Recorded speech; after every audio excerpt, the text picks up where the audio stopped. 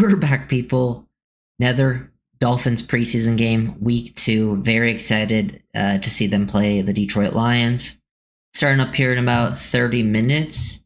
So, yeah, very excited for this one to happen. I believe it's been announced that the Dolphins are not playing their starters. So, getting to see a lot of the backups, third stringers today, which I'm actually excited about. I think that's where you can really learn a lot in preseason about those guys and how they compete against other players of their level and sort of where they stand. And that's where you can really tell, who's pushing to make these roster spots. So it'll be a very interesting day. A little different than what the Dolphins have done in the past. Like in the past years, the Dolphins starters usually played in the second preseason game. They usually didn't play in the first preseason game. So, a little mix up there. I don't know if the Lions are playing their starters or not. So that will be interesting. It wouldn't be surprising if the Lions play their starters for like a drive or two. So yeah, like again, not too worried about the results of the game, but I just want to see the process of things. Looking at different positions, I want to see the quarterbacks, Zach Wilson, Quinn Ewers, have a little bit of a bounce back. I think that would be, last week they both definitely struggled. I think, showing a better week, you want to see people around them play better as well. They both had some struggles with offensive line play. Quinn Ewers had some struggles with the receivers helping him out. But I would like to see better games out of them for sure. That's, something that they need to show, I think, for the Dolphins to feel confident in them. But either way, I think it'll be big for the fans too. What's up, Anthony? Yeah, excited for this to go underway. Yeah, looking for some progress. Yeah, definitely not expecting perfection.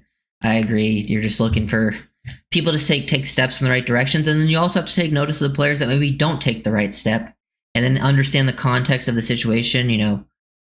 You can't always look at things like as black and white, but there's usually an understanding there. Was it another player's fault? What's the exact situation?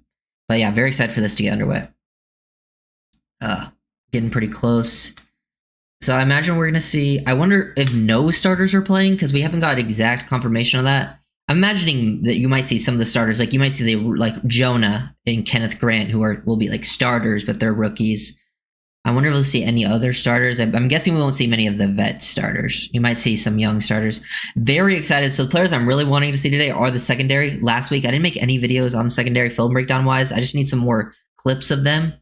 Very excited to see Dante Trader in his first action. He's practiced this week. I'm a big fan of him. I think this will be a fun game for him to get involved. I want to see more Jason Marshall Jr., 2 DB rookies. I think Marshall showed some good things last week, but didn't get targeted a whole bunch, but looked good in his limited targets. So I would like to see him get targeted a bit more, see where he's kind of standing with the whole thing. Yeah, those are definitely players I want to see. The rest of the secondary as well. I want to see more McMorris, John Saunders Jr. I want to see, Ethan Bonner, Isaiah Johnson. UDFA wise, like the UDFAs, if they want to make this roster, some of them got to step up. Like all of them have to step up to make, if they want a chance to making the roster. But none of them had really great games last time. I think, Eugene Asante maybe played above expectations, but he still has to show a lot, in my opinion. Still get better. John Saunders Jr. made some positive plays, but had some negative ones as well. Then all the other ones just didn't seem like they really stepped up. I thought Addison West actually wasn't too bad, the UDFA center. I don't think he makes the team if, Andrew Meyer's healthy and ready to go, but he's an intriguing practice squad center. Like, if he was your practice squad center, Meyer's your backup, Brewer's your starter, I feel pretty good about the center room in terms of, like, scheme fit and, some upside there. I want to see the UDFA receivers. I think the receiver room's very interesting. It seems like Taj and Eskridge clearly built out a lead in front of everyone else for like the 5th, 6th spot. So that will be interesting to see if anyone else can step up and at least put themselves in the conversation for one of those final spots. But I'm thinking they're more practice squad targets at this point. Running backs, I'm sure we'll see a lot of Wright early and then see a lot of Ollie Gordon today. And then I think fourth quarter, you're probably going to see guys like Mike Boone, Aaron Shamplin, the new running backs. I don't think those guys make the team. But it'll be interesting to see like who kind of looks better out of those two to be like a practice squad candidate, because I'm sure one of them like could end up getting elevated to the actual roster, because Dolphins usually end up keeping 4 guys anyway. So let's see. That'd be interesting to see how that sort of plays out. Tight end room, I want to see step up. The tight end room was rough last week. It was rough. I don't know if you guys saw, but Ross Dwelly, he got released from the Niners yesterday. And Ross Dwelly is from, he's from the Niners. McDaniel, John Embry have a lot of experience with him. He was there when they were both there. He is someone who will be seen as a scheme fit. I would be interested to see if they bring him in as like competition, especially for like because he's a blocking tight end. That's pretty much what he is. Like he's known for his blocking, and he has scheme experience. Like I wonder if Pharaoh Brown kind of struggles again today because he kind of struggled last week. And Ross Dwelly's also 30 years old, like same age as Pharaoh Brown, both been like blocking tight ends throughout their career. I wonder if they bring in Dwelly after this game. That would not surprise me at all. So that's someone to like keep an eye on for. Yeah, that's a good shout, Anthony. I really like to see Keon Smith play better. He struggled for sure last week. I wonder if he's just not like, fully back from that injury. It kind of looked like it. He didn't look as explosive to me as he did in the past. I want to see the entire backup. We need some of the backup linemen to show up. Braden Daniels looked solid last week. But other than like Braden Daniels, Brunskill, maybe Addison West, I feel like the rest of the guys kind of played under expectation. No starters. Players that will shine today. Let me see. Taj, Braden Daniels, Dickerson, Dante Trader, Ewers, Ollie Gordon, Tanner Connor, Theo Weiss, Eugene Asante, Brandon Marshall licking chops at the Lions. I mean, yeah, I would like to see all those guys play well. I mean, I think it's all possible to have solid games. We could talk about the guys last week that we didn't know much about that stood out, like Braden Daniels, Matt Dickerson, and Derek McClendon. We're all guys we were kind of hearing about in training camp a little bit, right? But I just had no opinion on them because there was like no NFL film really to watch on these guys. Like nothing recent. I don't think Daniels had played any regular season snaps. I knew Daniels from like college a little bit. I knew he was a potential scheme fit, but he just never like made it with where he started out. So maybe Braden Daniels can be like a late addition. I want to see continued success from him because I can't just go off one game and be like, oh, he's going to make the team type of thing. But if he has some continued success throughout the preseason, potential scheme fit, good athletic fit for the system, like there's potential there for that. And then I think Dickerson and McClendon have put themselves squarely in a spot to fight for that last roster spot at D tackle and edge.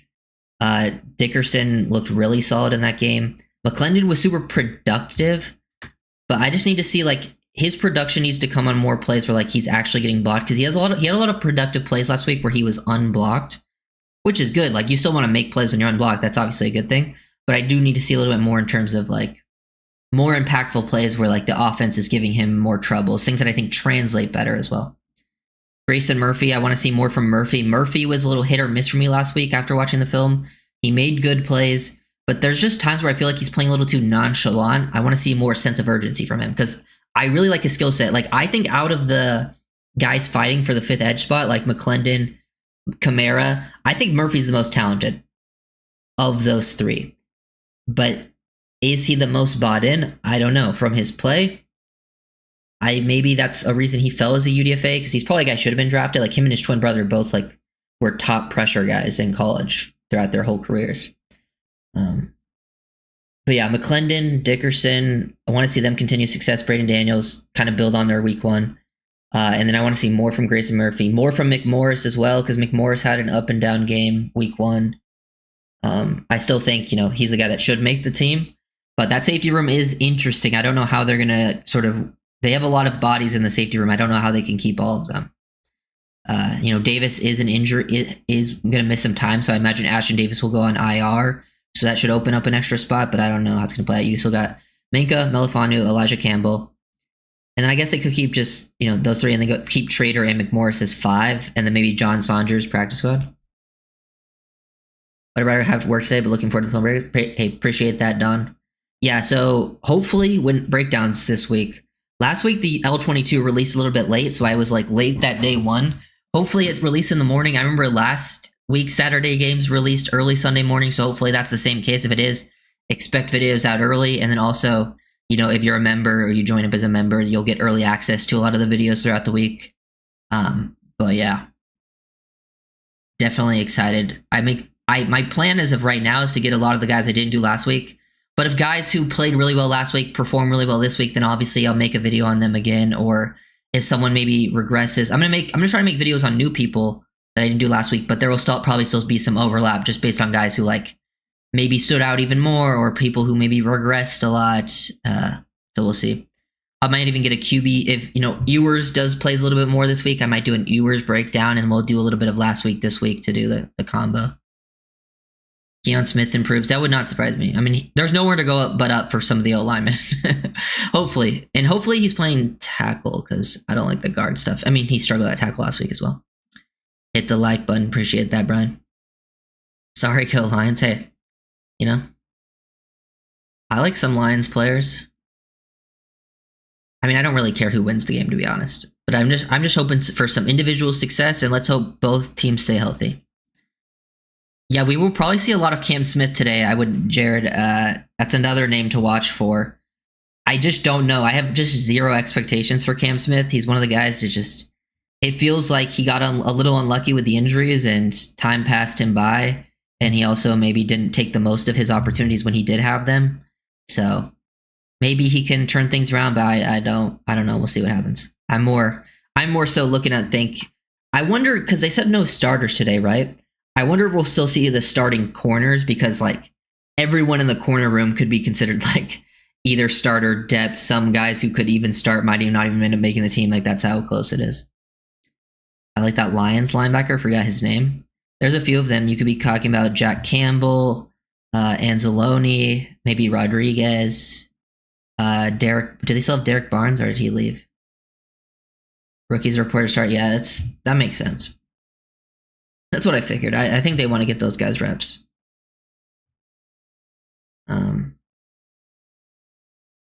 Yeah, let me look through. Let's see if Twitter's saying anything that I missed.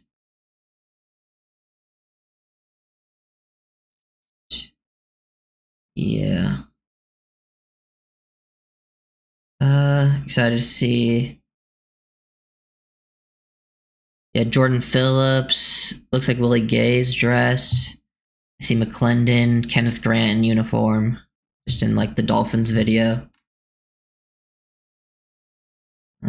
Derek Barnes still there, yeah. That's what I thought. Yeah, I remember. I think when I made a video on Malcolm Rodriguez, one of their linebackers, before they drafted him, and I remember a lot of Lions fans watched that video. Yeah, I did a video on him it was probably even more than that. It was probably a few years ago. Honestly, he's because I don't think he starts for them because they have a lot of linebackers. I think he rotates. If he's a guy that I think a team desperate for linebacker help would be looking at to trade for, because I don't think he's a starter for them. Yeah, peanuts on. Yeah. What's your favorite rookie D tackle? On the team or every rookie D tackle?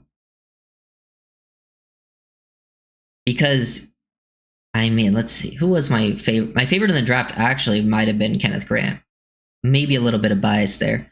But I think in terms of value, I really liked Jordan Phillips. Value-wise, Jordan Phillips was my guy. Definitely. I really love a good value pick. A guy that I think should have went earlier. Obviously first rounder, Grant, you're not thinking he should have gone earlier. He went 13th overall. Jordan Phillips my favorite value pick in that draft. Rodriguez still on. Is he? I don't know. I haven't been too locked in with the Lions. Excited to see Braden Daniels. Yeah. Has the game started yet? No, it starts at 1 p.m. Eastern. So we're 15 minutes out, Grant. I don't know why he was. Yeah. Yeah, I don't know. I don't know too much lore on Braden Daniels. I just knew some of the athletic stuff that fit the scheme, and I knew he didn't work out in his first team. That's pretty much all I knew. There was no film to really work off of. He impressed me a lot in that first day, and I know he was what was it? He was a 3rd or 4th round pick in 2023. Was that it? Let me check. I can look it up right now. Yeah, he's still 24, which is very young. He played at Utah, and he was a 4th round pick in the 2023 NFL draft. He's listed at 304.64 according to Google. It might be a little bit different, but I know he works. I think he tested pretty well. Yeah. Here's his testing numbers. Actually, I can pull it up. Yeah, so this was his RAS. So yeah, undersized, but really good explosive and speed grades. And this is the type of guy, like, you can be a little bit undersized in the Dolphin system. It's fine if you know, like, you can be a mover. That's why I think they took a chance on him. But I don't know. We'll see if that can continue. I was definitely excited what I saw in week 1. But who knows? Been burned by O-linemen before. Like JP, Grant hasn't shown much. I thought Grant was really good week 1. I thought Grant had a very strong preseason week 1. I'm pretty sure, based out of, from my understanding, I think Grant might have had the best week 1 of the D tackle, like, first round rookies. Because I watched some of the other film on them, and like a lot of them didn't have the strongest game. Well, I thought Grant was, like, I would say above average. Yep, Taj was one of the best performers. He might have been the best performer in Miami last week. We have no tackle depth. What are we going to do? You got to hope and pray. Basically, you have to hope Patrick Paul does not miss a snap all season long. And then Austin Jackson, basically, if he's going to miss time, like, it's pretty much set in stone with his, career path. Like, he's probably going to miss some time. You got to hope he doesn't miss much time. And then you have to hope Larry Borum comes in and at least able to run block. Because Jackson, to be fair, Jackson's not the best pass pro guy. Like, he's below average pass pro guy, but he's a very good run blocker. I think Borum's sort of the same way, where, like, he's a better run blocker than pass pro guy. And, like, the Dolphins can scheme help to that right tackle. As long as he can do some work in the run game, I still think the O-line can function. But, man, after that, it's rough. I have worries about the depth of the line. I think the Dolphins can survive with, like, 4 of the 5 starters. I think once you get past that, it would be looking bad. Yep, Eskridge. The thing about Eskridge, he's an interesting one because I actually like Eskridge. If you guys don't remember him coming out of Western Michigan, they were a heavy RPO team. He ran a bunch of slants. Like, he was there, before Sky Moore. I was a huge D. Eskridge fan coming out of college. He's 28 now. He's been in the league for, a handful of years. But I liked his game a lot, and he just never lived up to expectations in Seattle. But it feels like ever since he came to Miami, he already looked better right away in Miami than he ever looked in Seattle. He still needs to take, like, a big step to ever live up to his draft capital. But I do think he is a guy that has shown enough, like, he belongs, like, on, like, as someone's, like, wide receiver, like, 4/5. And, like, for Miami, he probably is wide receiver 5 as of right now. I think him and Taj are very close, 5/6. But yeah, I like Eskridge. I think he's a good scheme fit. I think he brings some special teams value at the very worst. And yeah, I think he's at least shown enough to that he definitely belongs around in this league. Because if he came here to, like, his next team and slowed down, you could have seen him be potentially someone who, like, was out of the league in a couple years. But I think he's shown that he belongs.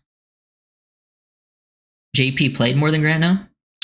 I think JP played more snaps than Grant, yeah. But Grant didn't play most of the second half because, most, like, starters, guys who are going to play a lot, rotated out. And then, yeah, Phillips played more later into the second half. Then he even stopped playing late, and he didn't play the fourth quarter as much, at least to my recollection.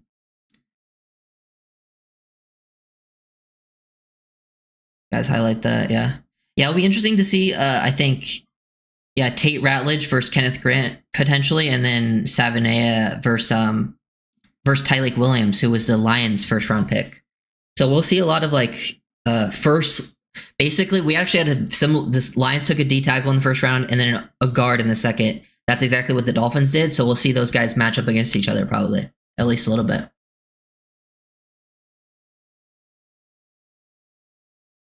So far, yeah. Not to be negative, but I don't think people are ready for how bad this year could be. I think people are ready, at least from what I've seen. I mean, at least if you're listening to the national media, I think they think it's going to be, like, worst team in the league bad. To me, it just depends on health. Like, to me right now, I'm thinking, like, fairly middle of the pack, and then it leans in either direction, kind of depending on, like, which position. Like, every team's going to face injuries. I think for Dolphins, it really just depends which position group faces injuries. I think, obviously QB. If Tua misses, like, a lot of time, then yeah, I'd see the Dolphins having a rough season. I think everyone expects that. I think really it comes down to O-line, D-line for Miami. Outside of that, like O-line stays healthy, I think the offense has a pretty solid year. D-line, like D-line edge group stays healthy up front for the Dolphins. I think their defense has a pretty good year. So I think that's, and it's, it's hard to predict like injuries and stuff. So I'm not going to sit here and try to speculate on that too much. But I think that's kind of what it comes down to for Miami season. Because I think their schedule is pretty favorable. It's not the toughest schedule in the world. But yeah, we'll see how it plays out. I think it's just, very early. Yeah. I think, there's people out there who I think even if Tua plays every game, they still think the Dolphins are going to be like a very bad team. And it's like, last year, it felt like as bad as it could get, and Tua missed 6 games, and they still won 8. So, like, I have struggles seeing it be worse than last year if Tua stayed healthy, Like, even if you think the team's worse, it's like, we were watching 6 games of Snoop Huntley, Skylar Thompson, Tim Boyle.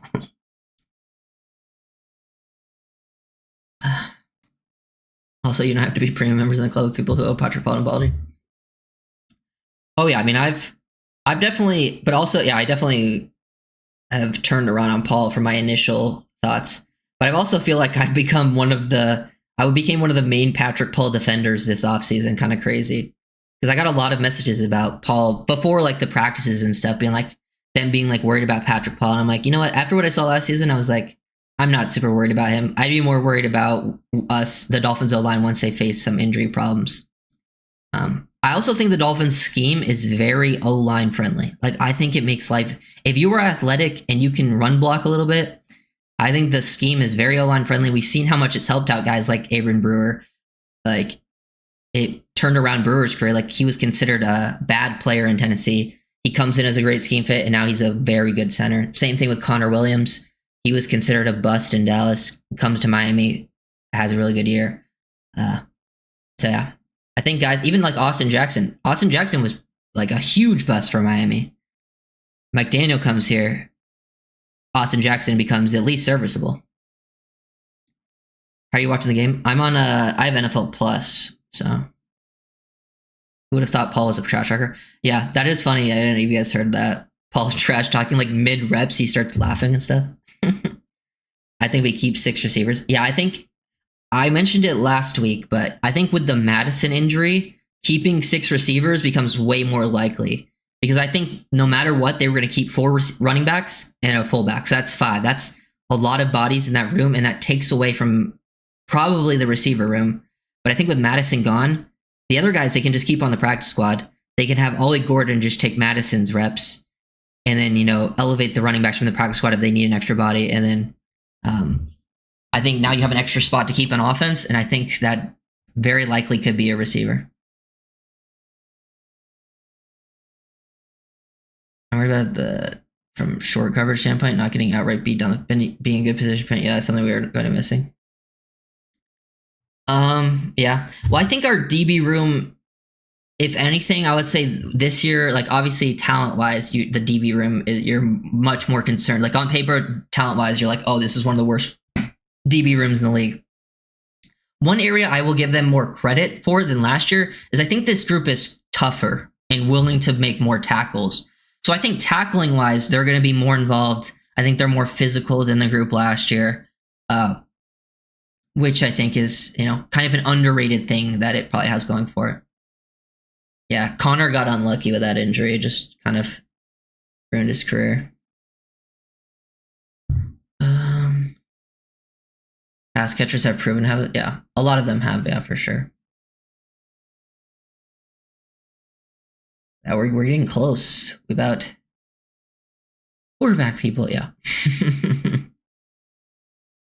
But we're about 5 minutes out. Very exciting. Let's see.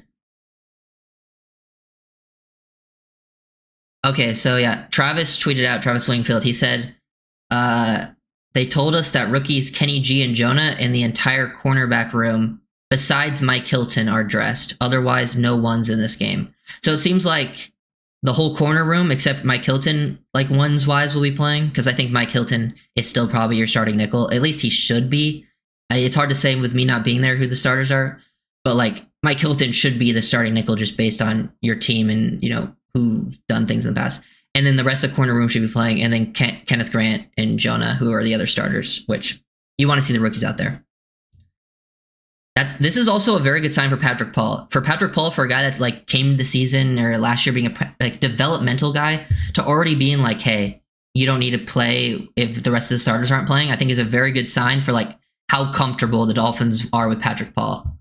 Because like it makes sense, like Brewer doesn't have to play, you know, veteran, you know, James Daniels, you know, he played last week, you know, coming off the Achilles, they're like probably want to keep him pretty fresh as well. They know what to expect from him if he's in the game. So that's a very good sign for Paul. Would you give Brooks a 2-year extension? Yeah, when they extended Sealer, for me, Jordan Brooks, Sealer were like the only players I was considering extending, really. Maybe Brewer as well. I don't know what the price tag would look on that. But like most of the players on the team, I was like, nope, I'm not looking to extend anyone right now. I think they extended too many people last offseason. Only players I would look to extend were Sealer. And then, yeah, Jordan Brooks, I would love to keep him around. 2-year extension sounds perfect to me. I don't know what the exact details would be, but I'm a big Jordan Brooks fan. Huge fan.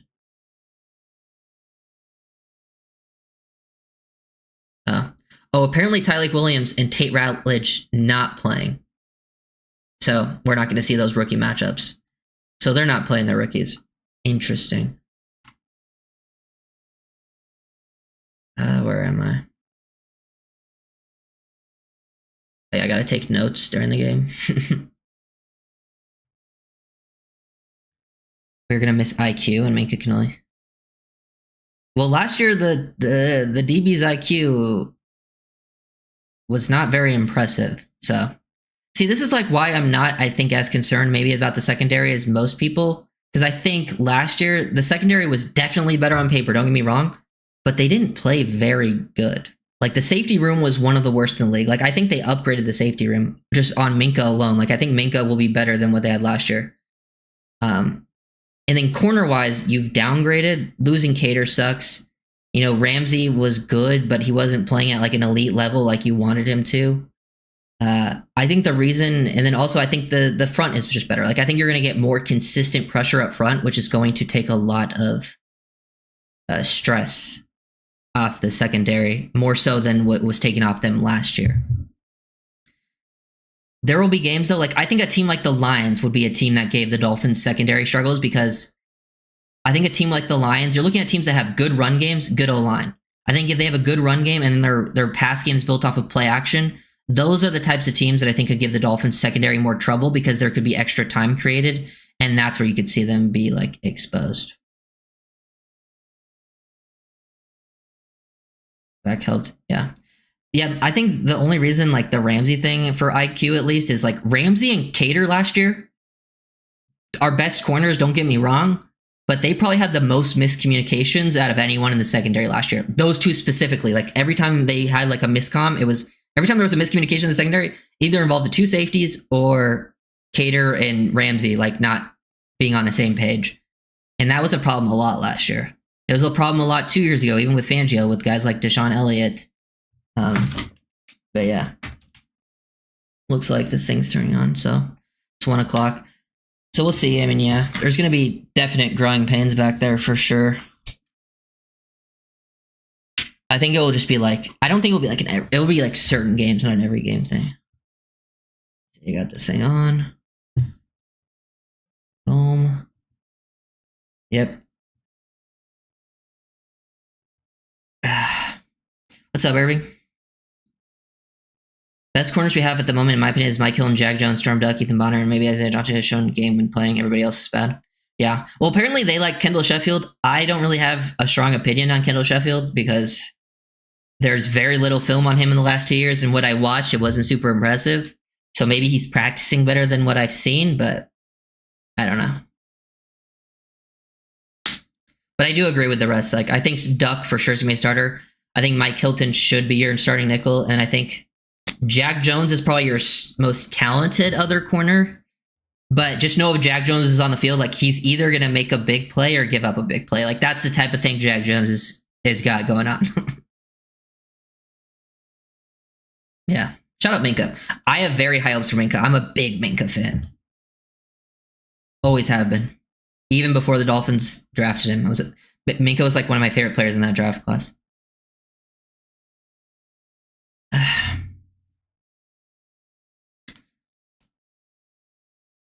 McDaniel didn't want to put out the starters because he'd be front page news if he got beat bad. Coach is scared. I don't think that has anything to do with it. Because if that was the case, he probably wouldn't have put out the starters last week because they got smoked in practice. We've just always kind of played the starters 1 week in preseason.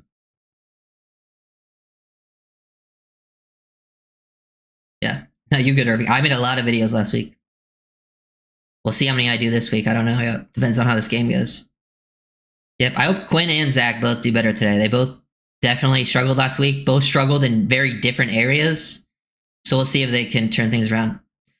I mean, I expect both to have better days, but like how much better days?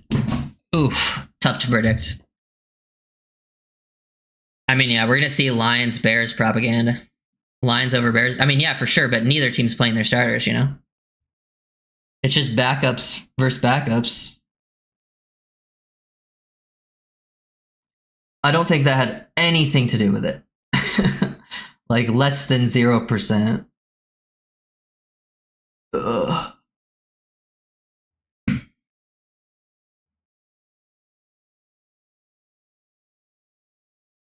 I live in Central Florida and somehow getting CBS Miami coverage. Nice.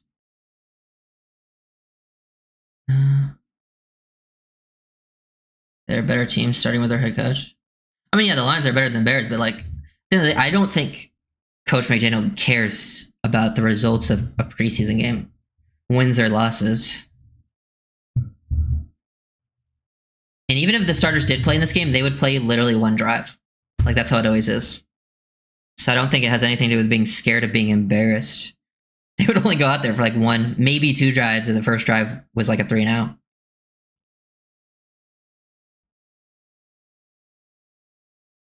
At this point, my knows what they got in their starters. Might need to see what they got in their back. Yeah, yeah. I just don't think they need to risk injury. Like I wouldn't mind seeing the starters for a drive, but like I don't think it necessarily changes much, even if they are out there.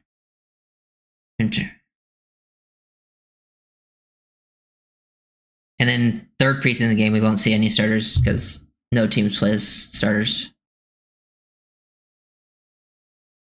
So maybe they are playing. Now I'm seeing some Lions person saying they're suited up, but I don't know.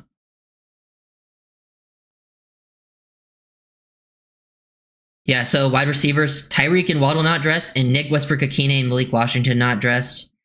That should tell you that those are 3 and 4 for your receivers. I've seen some people doubt that those are your wide receiver 3 and 4 at times, but like they are your receiver 3 and 4. So we'll get to see Eskridge and Taj out there early, I'm imagining, in 2 receiver sets.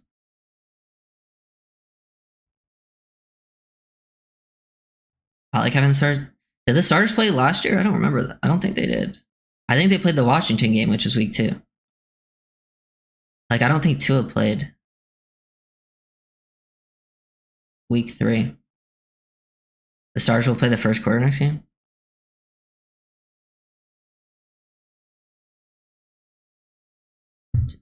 Maybe I'm misremembering though.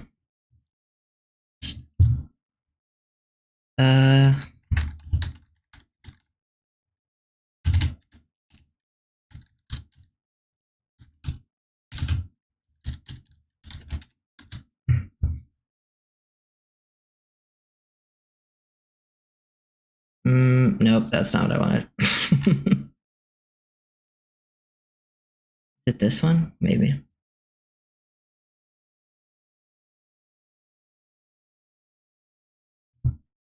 Yeah, so last year, preseason week 3, we didn't play the starters. It was Mike White and Skylar Thompson. The Buccaneers played their starters for 1 drive. Baker threw 3 passes, but then he didn't play again. So yeah, I don't know. The Dolphins have never played, I don't think, play their starters in week 3 preseason game in the McDaniel era, so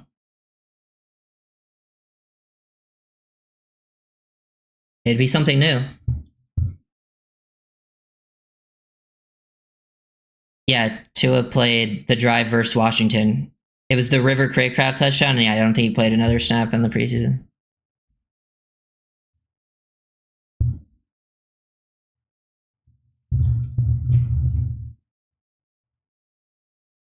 Shadur playing today?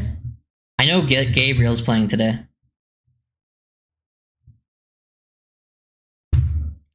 Gabriel's gonna struggle though. I don't think he should have ever been taken that early. And I remember all the rumors after the fact that people saying the Dolphins wanted them. I mean, I hope that's not true, but I mean, shout out the Browns for taking him. I know the rumors were dumb too because they kept saying like the Dolphins would have taken him at 98 even though they already traded that pick away. So clearly they weren't that interested. But yeah, let's get this game going. I think it's going to be starting here pretty quick. Yeah, it looks like they're doing...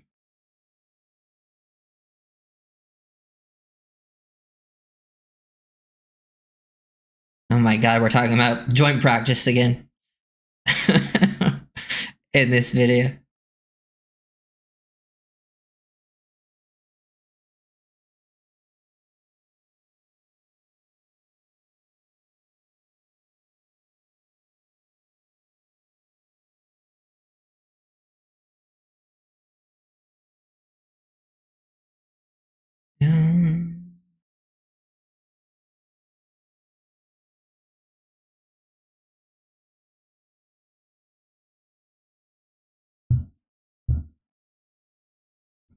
Yeah. Irving, I think that Bears preseason game was not last year, and I think he was just talking about last preseason. Because I think last year preseason it was Falcons, Bucks, Jags. Or no, Falcons. No, last year was Falcons, Washington, Bucks. Then before that, they played like Bears, maybe the Falcons again. They played the Jags that year. It was like week 3. Okay, kickoff's about to happen. Dolphins gonna be defense here first. Ooh, let's see what we got here. Let's see how special teams performs as well. You know, special teams was pretty solid last week.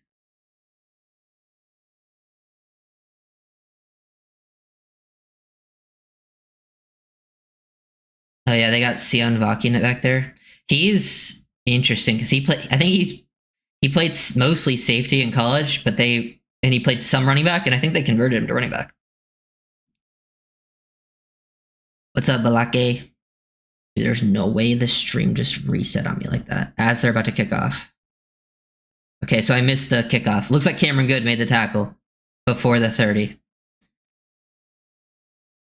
Dude, it actually just refreshed the stream. Didn't click anything. Crazy.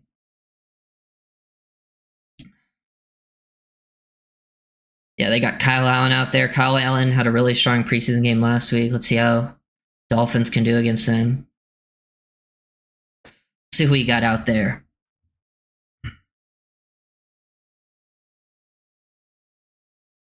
Yeah, seems like Storm Ducks out there. Might be Bonner.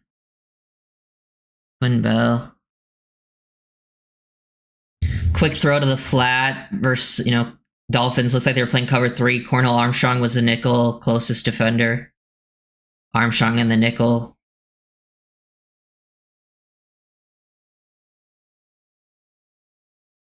I'm gonna watch.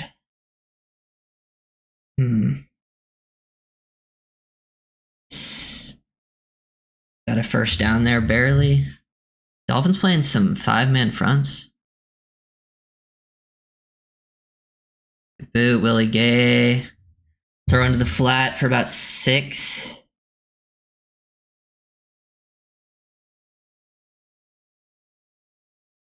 Looks like Derek McClendon kind of broke contain there.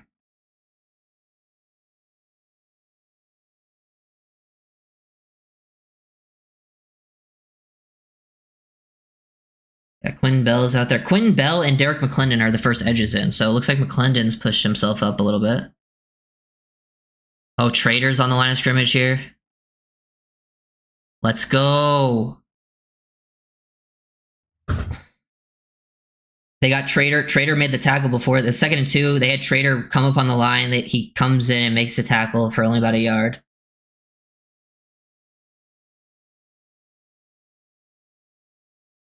Third and 1. Okay, nice to see Trader out there. Like that. Like that.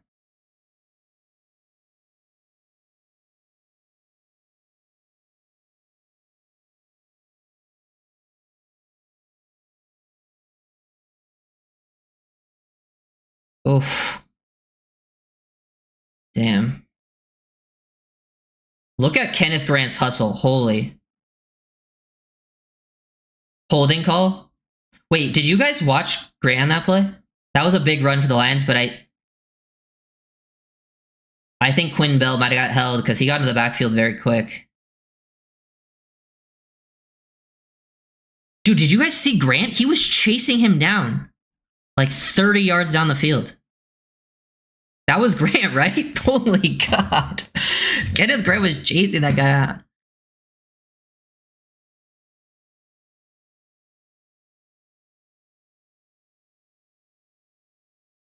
Honestly, that's not that kind of a weak goal.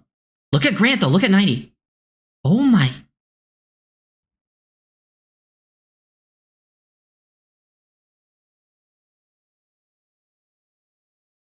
Holy. Okay, 3rd and 11. Looks like Trader's down, lined up on a tight end. Bonner out there, Storm Duck, Cornell Armstrong. Ooh, Trader might be showing blitz. And they used a timeout. Let's see who's on the field. They got Kenneth Grant on the field, Matthew Butler on the field. Matthew Butler's still out there. Oh, delay of game, not a timeout.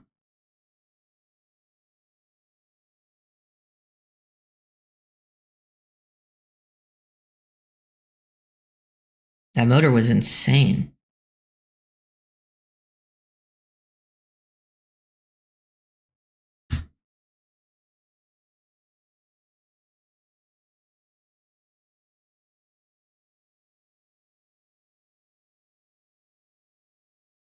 Good job on the screen by Willie Gay and Kenneth Grant. Really good job. Hey, good response there from the defense.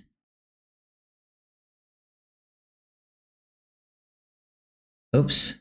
That was insane hustle. And you could see how fast he was moving.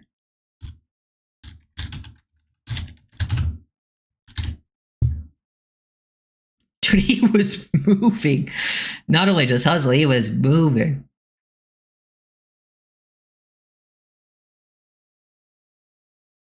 Bro is almost keeping up with Ethan Bonner, and Bonner's one of the fastest guys on the team. Eskridge back for the punt return. Looks like he's going to have some space to work with. Oh, he fumbled. Oof. Oh, Dolphins got it back. That is not good, Eskridge.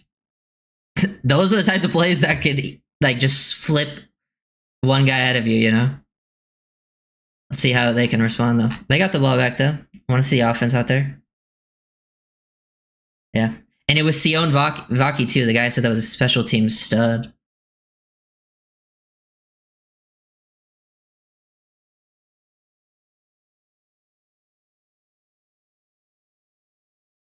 Damn. See what we'll get out there on offense. I'm imagining we'll see Zach. Jonah on the O-line. We'll probably see Keon, maybe Borum. Actually, I don't know if Borum's playing. Is he considered a starter with Jackson now?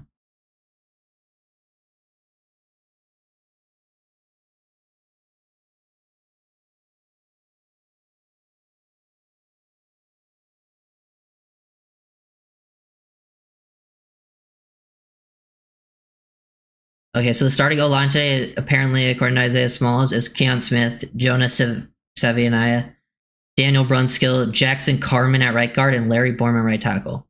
Why is Carmen in our right guard first? Just put Braden Daniels in, dude.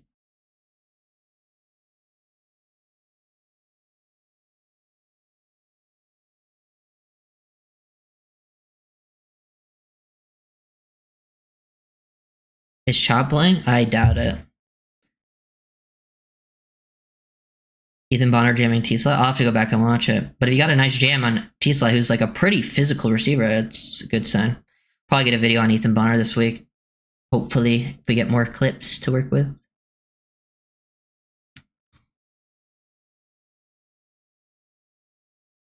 Yeah, I'd be surprised if Chop was playing, to be honest. I doubt it.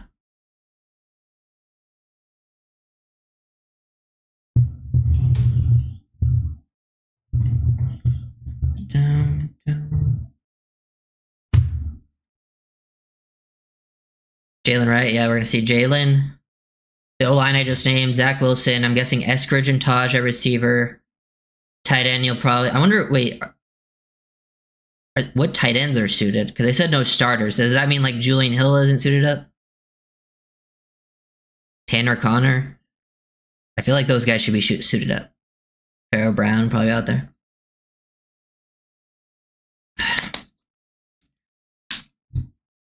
Those guys need to be out there.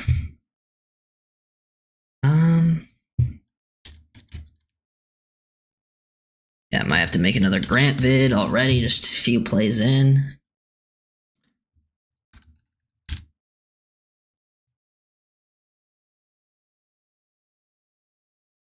Here we go. We're back.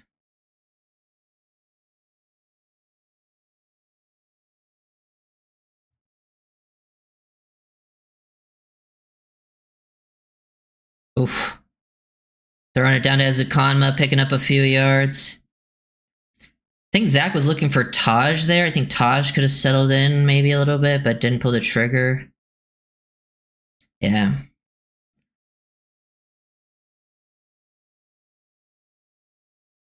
I think I saw Pharaoh Brown in at tight end.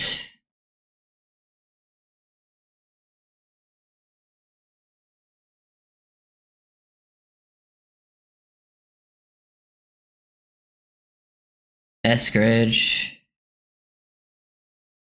Penalty.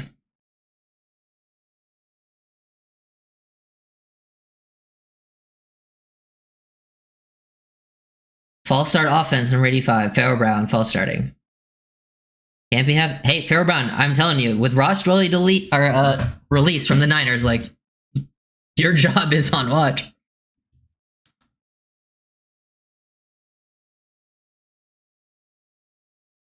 Let's see.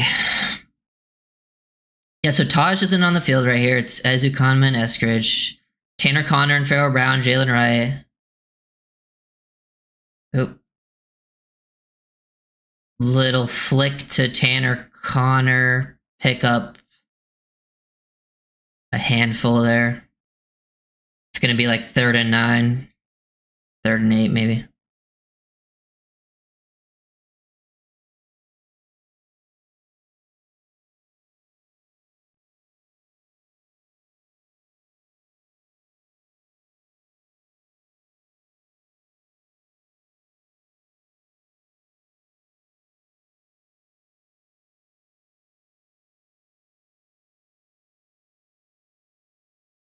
Bringing the pressure up front, and oof. Yeah, that could have been bad. Zach got crushed.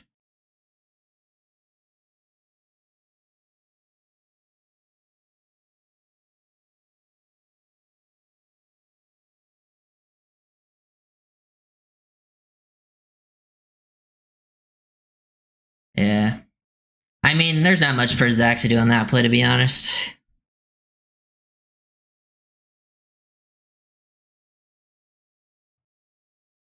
See how the punt goes.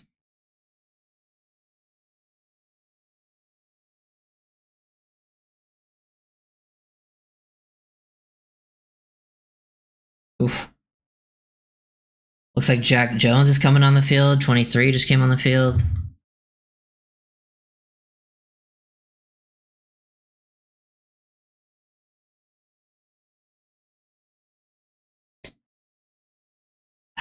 Well, commercial.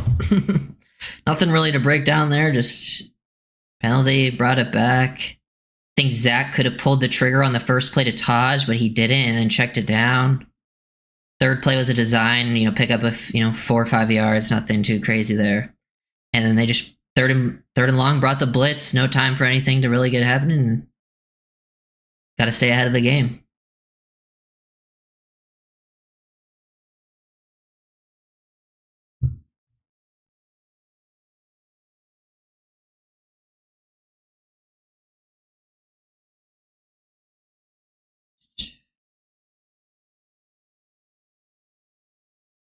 Damn. Let's get the Stevens back out there. I'm going to try to find...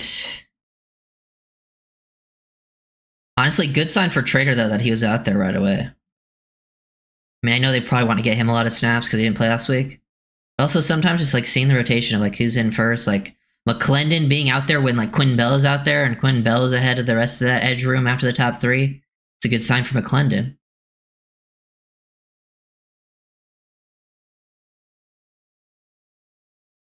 Let one play one drive, then the other.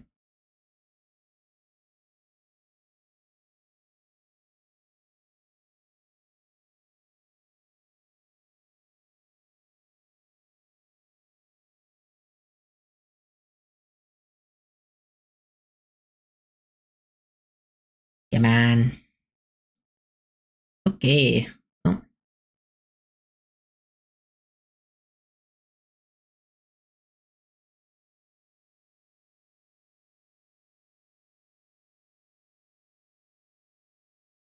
Oh.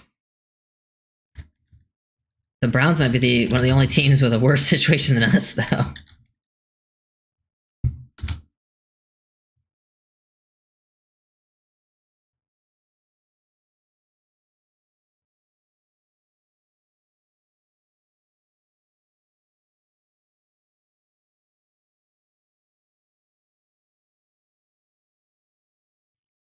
Okay, Grayson's on the field. Kendall Sheffield on the field. I think they might just be rotating defense wise. Cameron Good. Hitting the cutback. Yeah, I think Cam Good got held on that play. Yeah, I saw that one live. Yeah. No, I think Good had it played, but he got held. That one, yeah, that one was for sure brought back.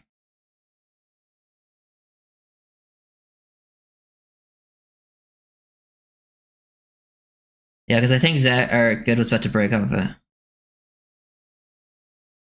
it's still too early to say yours can't be a decent backup. Oh yeah, it's very early in the process. He's played, one preseason game. I mean, I don't know if he'll be a good one this year.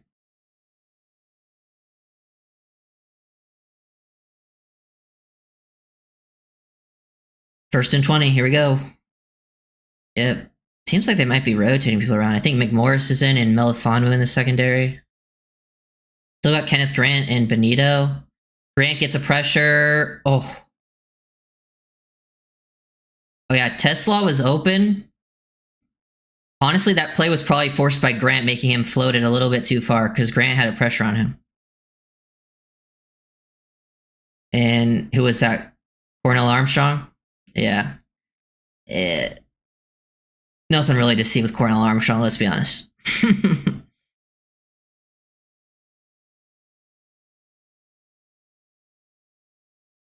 Yeah. Yeah, I think Grant didn't allow him to release it straight like he wanted to. Good fill there by KJ Britt.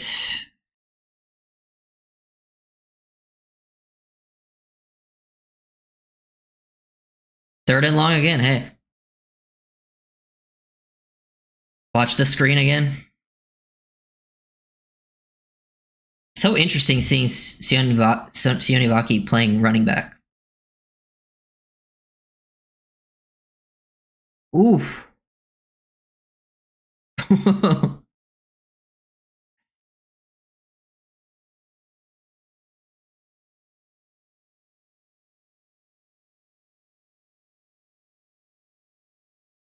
He's past the line of scrimmage.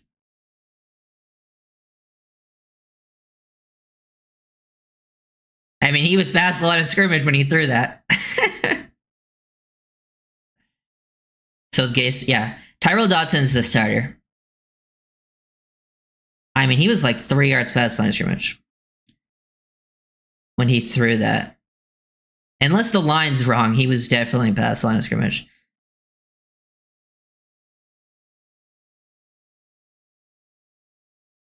Yeah.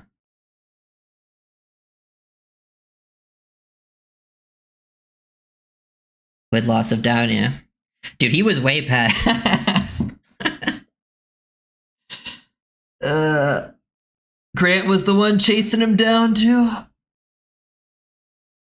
You can already tell Grant just doesn't belong on the field with these guys. You know how I feel about Grant. I think Grant's gonna have a very strong season. Punt, let's see. Okay, is Eskridge still back there? Eskridge, got to make up for that fumble.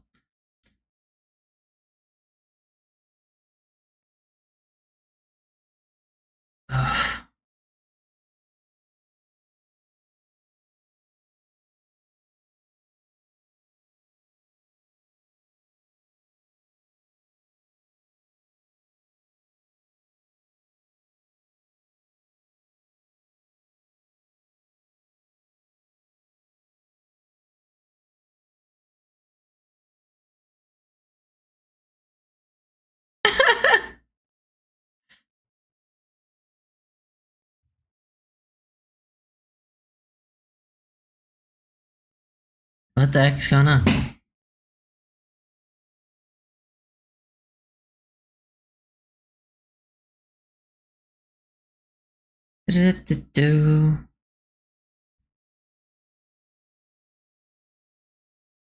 Yeah, these joint practices they're talking about, it definitely builds like a rivalry because things get definitely more chippy.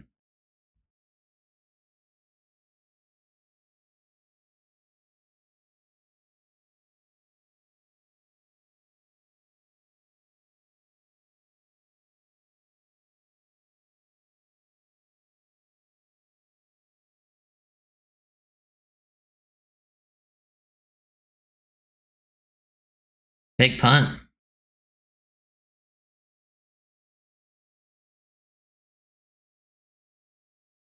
Okay, Eskridge, there we go. Oh, another flag bringing it back.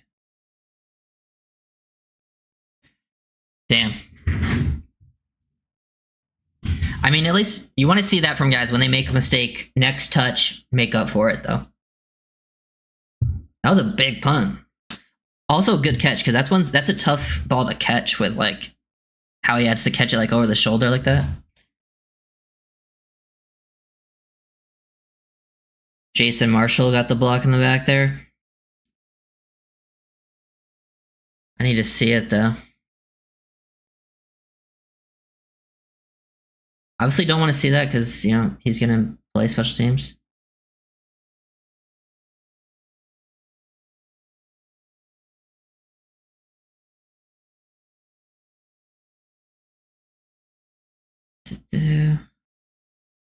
Yeah, I didn't see it, but it seemed like that flag came in pretty late.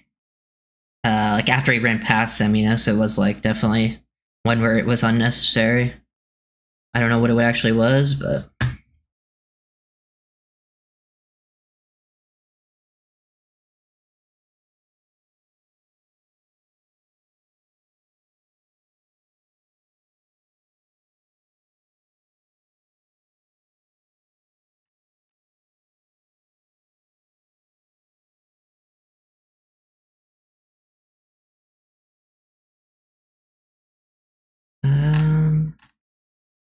trying to see if anything. No. Nope, just commercial. Not heard much about Trader. Like in the game or just like overall? Because he hasn't really practiced. He didn't practice until this is like his first week practicing. In this game, it looked like he made one impact play, and then on that one big run, he did miss a tackle. There was holding, so it didn't count, but you want to see him make that play. And he didn't play last drive. It looks like they're rotating on defense because I doubt the guys that rotated out only play one drive. I think they're rotating. At least first half of probably.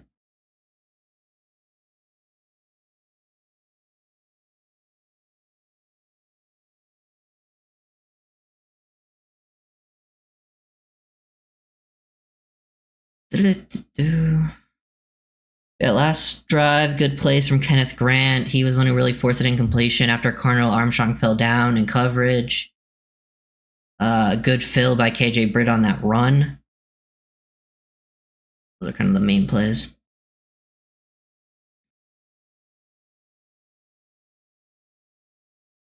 I would like to see the Dolphins push the ball down the field this time. But I understand why it doesn't happen because if Zach is not comfortable making the throw, he's holding on to that thing for dear life. So hopefully he sees it. Because I want to see Taj get some work. Front seven, yeah. Front seven is probably the one group that I feel like will be consistent throughout the whole year. Like, consistently good.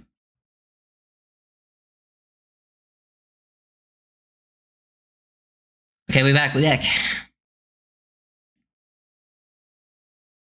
see. Tariq Black and Ezu Kanma are the receivers out there. Still Jalen Wright. Yep, run for no gain, -1. I really hate the behind the back runs. Like, just like, where are we supposed to go on those? You ask your guys to block longer, and we know these guys can't really block. Yeah, I'm not expecting blocking to be very good today. Yeah, Jonah's the only starter. I haven't really been watching Jonah, so I don't know how he's playing.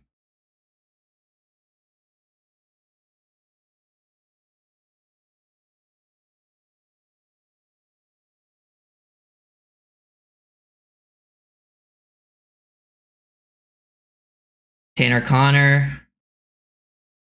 It's Zach Wilson. Dude, I'm telling you, Tanner Connor has been our best tight end in the preseason.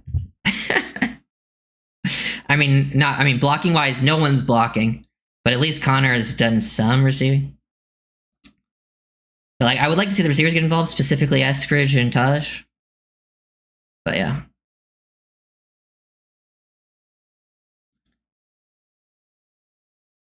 Let's see. Going empty. Let's see if we can get rid of the ball quickly.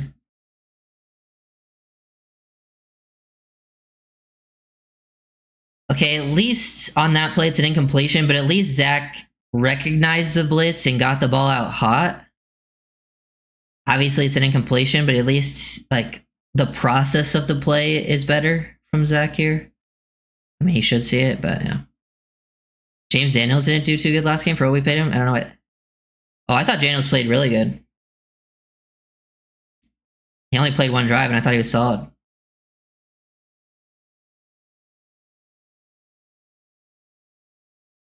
And Daniels got paid super cheap. Taj on the jet sweep. Let's get him the ball out in space. Let's go. Nice 11-yard gain. They were giving him 9. Okay, I don't know why.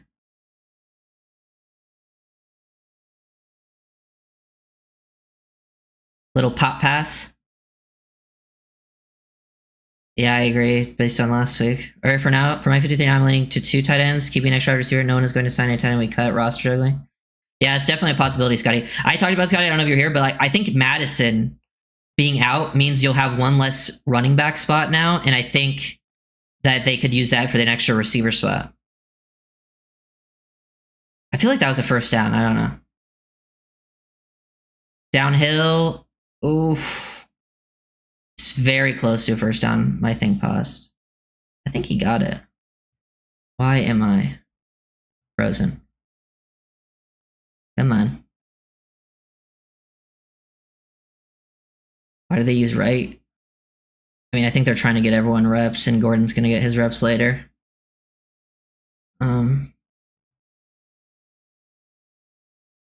he get it? I had to refresh.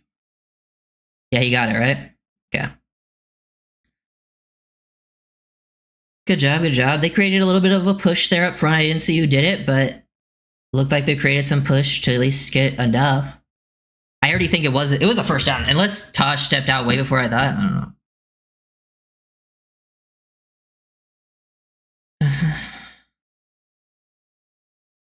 Oh.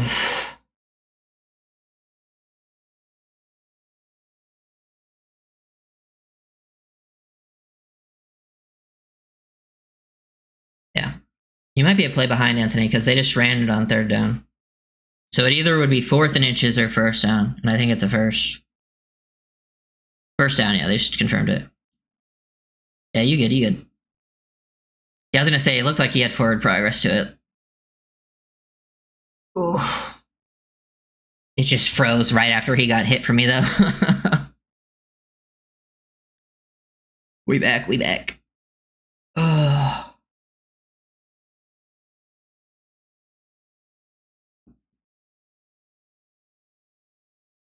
I would like a play action shot here. Play action. Can he hit Connor underneath? He does. Good job from Tanner.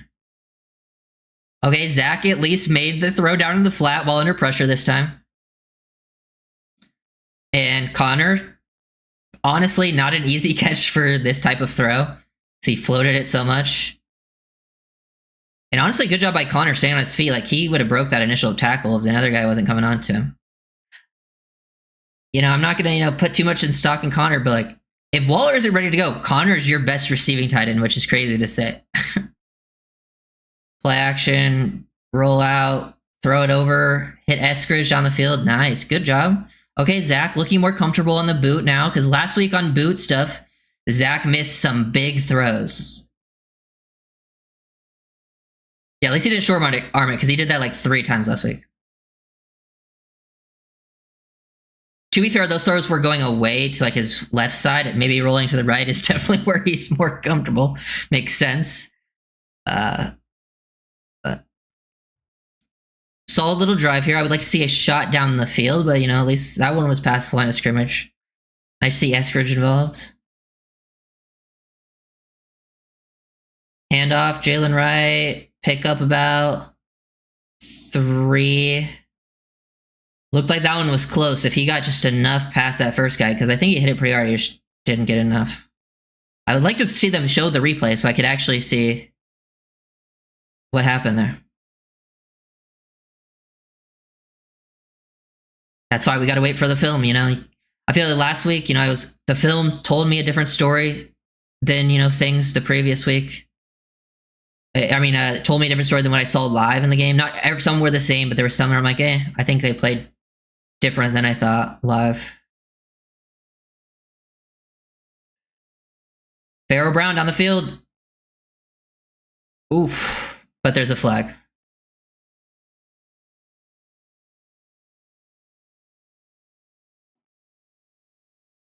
Damn, that would have been a big gain. Illegal formation. Borum, it was Borum. He did this last week on the first play of the game. He wasn't aligned on the line.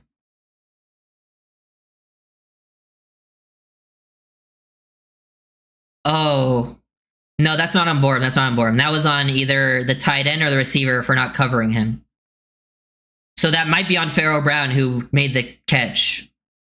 Yeah, that was on the receiver, the tight end there. Either Black or Brown. Yeah. That one was not on Borum. Gotta give him, it was on the tight end or receiver for not covering him. Taking a shot downfield. Ezukanma, oof. Tried to throw the vertical to Easy E down the field. Not a bad throw, but good coverage. Zach Wilson throwing off his back foot a lot. Yeah, he does that. I think the last couple throws have made sense because he's had pressure in his face, but there are some throws where he just throws off his back foot for no reason.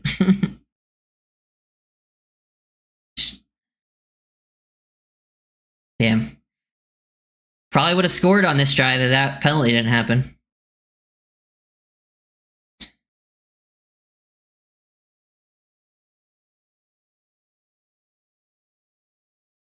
Gabriel pick 6. Timeout for Miami. They might just get a quick position here. Jordan Love, the best QB in the league, throws off his back foot a lot. Yeah, that's one of the most frustrating things about watching Jordan Love. He does throw off his back foot so much.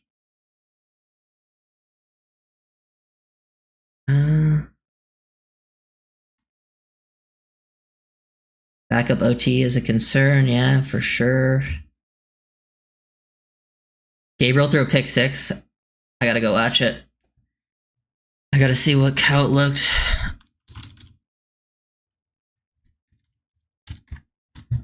Let's see. Oh, it was Makuba as well? What the heck was that? Andrew Makuba picked 6 on Gabriel. I'm a fan of Makuba coming downhill. Okay, I mean, I don't know what the hell his 86 was doing, because I think he was throwing it to 86. And 86 just took his hands away. His tight end and receiver were standing right next to each other. The tight end is who he threw it to, but the tight end pulled his hand back because he thought it was going to the receiver. That's funny. That looks so bad. I'm pretty sure he was playing not too bad right before that, at least based on his stats, but I don't know. You love Jordan Love? I like Jordan Love a lot coming out of college.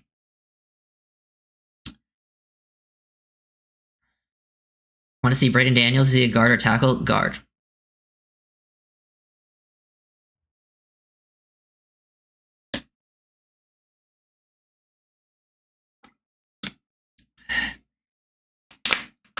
Yeah. This is why it's tough to put a lot of stock in like how Jalen Wright will perform because of like running back is such an O-line dependent position. To me, it's like if the O-line's healthy and the starters are out there, like, yeah, I think all the running backs will perform better and be like solid. But like if they have to play behind backups, like we saw it last year with Achane. We saw Achane in 2023 average like 8 yards a carry, and then he has a way worse O-line the next season. He averaged, like 4. I think, right? I mean, obviously not. It would be that big of a difference, but it would be probably at least a yard difference playing behind the starters. And that just goes for every running back, to be honest. 3rd and 12. Let's see what they got. We back.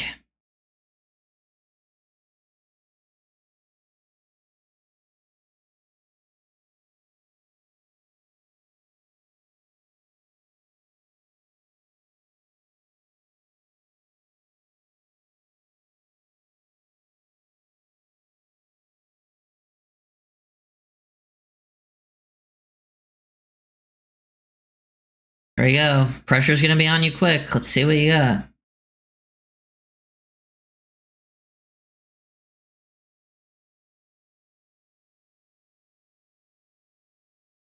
Screen to Eskridge. Good blocking. Good job, D. Let's go, D. Oh, almost to the end zone. Great job, Eskridge. Great blocking, too. It looked like, I think Taj and Farrow got some good blocks there. Let's watch this. Let's see. We got good job by Taj, Borum. Yeah, Taj and Borum had blocks there for sure. Good job by Taj. Yeah, Taj and Borum created the initial. That's a big play for Eskridge, but that's also a big play for Taj. Blocking goes a long way, especially in those last receiver spots. I hope we keep both of them, to be honest. Oh. Can't have that happen, Jalen Wright. That's a huge negative. Fumbling, man, is gonna... fumbling kills running backs' careers. You could have all the talent in the world, you have a fumbling problem. And honestly, I feel like Keon Smith got beat there. They probably would have made the cutback if Keon...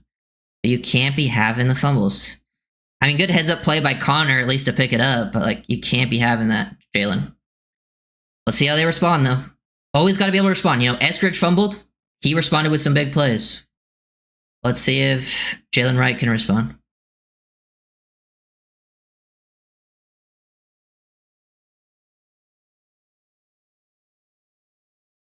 Underneath, shallow. Good catch by Eskridge behind him. Eskridge touchdown? On the shallow. Let's go. Eskridge is getting a film breakdown this week, it looks like. See, and that's what you want to see. Players make mistakes. His first touch, he fumbled. But every play since has been a big play. That's huge for D. I really hope D and Taj both make it, I like both of them. I think they've both shown a lot so far. Is he in? Ooh, touchdown. That's touchdown, right? No, you good. You good, bro. If you're going to spam anything, spam touchdown when they score a touchdown, Also, yeah, give Zach his credit. I mean, nothing crazy there. He had the big conversion on a screen throw, shallow cross, but he at least looked much more comfortable that drive, so you gotta give him his credit. But yeah, good job. Let's go Eskridge.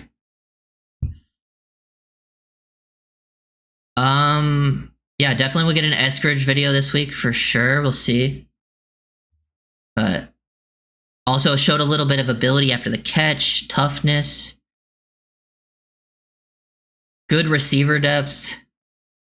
Also big, yeah. Taj also had a big block on that play on the Eskridge screen. I think that goes a long way. I just don't know if they can risk letting one of them, hit the waiver wire, because I think there's players on this team that are kind of on the edge of the roster that are like not guarantees. I think most of them, are like, I'm not concerned about hitting like, getting claimed.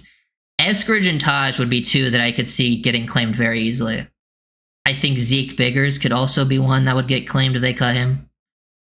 He's more like 50-50 in my mind.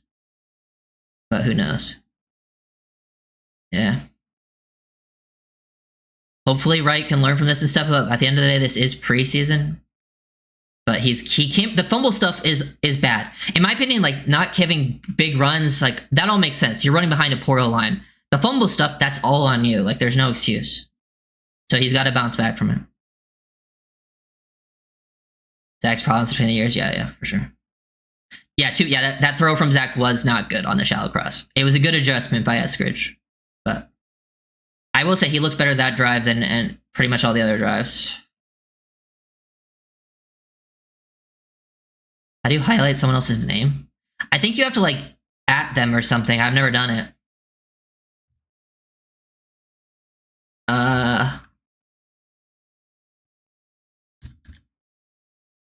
Let me try add it my own name. Yeah, you have to add it, I think. Let's see some Ollie. I'm sure we'll see Ollie soon. D is throwing up in a trash can right now. Hey, if he's maybe it's his. Is it a legacy flu game for D? No way do we cut Eskridge. I mean, not after this game, probably not. But like Eskridge and Taj were like the ones fighting for a fifth spot, and they're both playing really well. Now, probably both playing well enough where you keep 6 receivers instead of 5.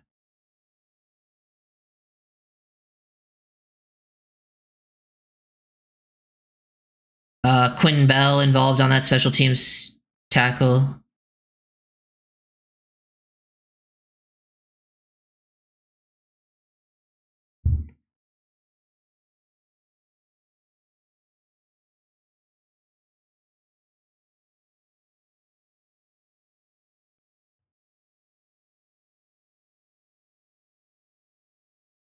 Dude, I love how like the number 1 to 3 thing where it ranks you, but like all of you from like 1 to 19 have the same amount of XP. It's pretty funny. Play action, good time in the pocket, throw down the field. Not complete.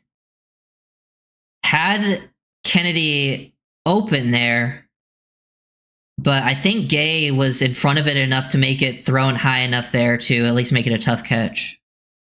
Bonner grabbed his hammy there, did he? Hope not. Did he come off the field?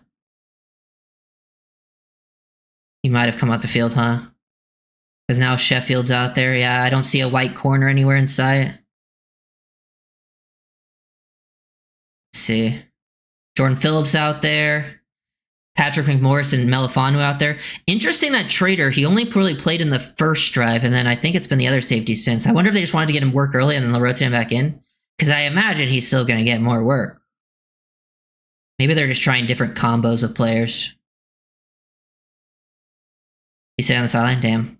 Well, hopefully Bonner's good, because that probably takes him out of consideration for a video this week with no film.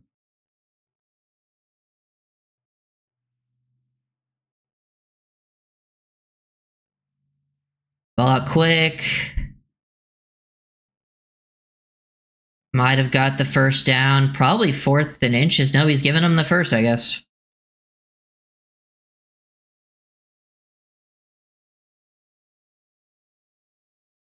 I feel like he was short, but the ref was pointing for first. But it's going to be the end of the first, so they're probably going to check that. They'll probably check that.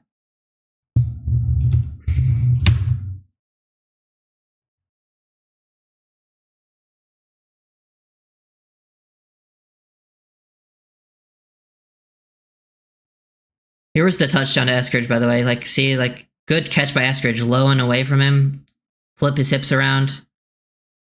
I don't know why it's doing the little. Okay. Okay, the Dolphins video is glitched, but yeah. Yeah, it looked short to me live, especially because I think he took a step backwards.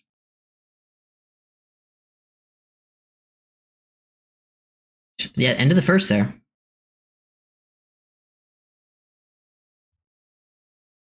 Honestly, Eskridge needed that touchdown too after that. He had the biggest play yesterday, and like people are arguing whether he was in or not.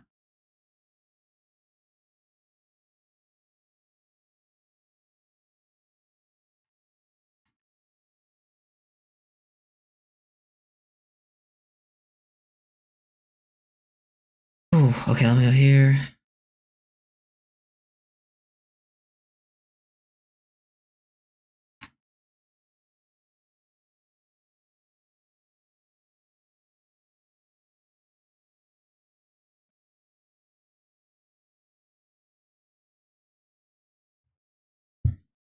Yeah, we'll see.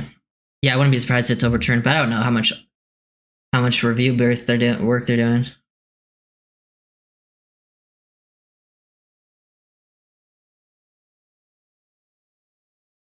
Damn, hopefully Bonner's injury isn't serious.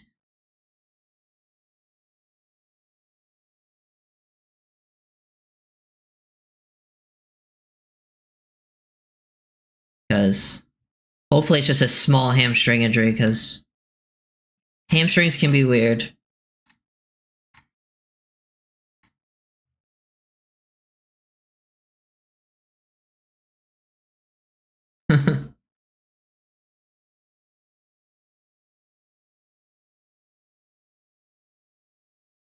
Nope, they gave him the first down. Crazy.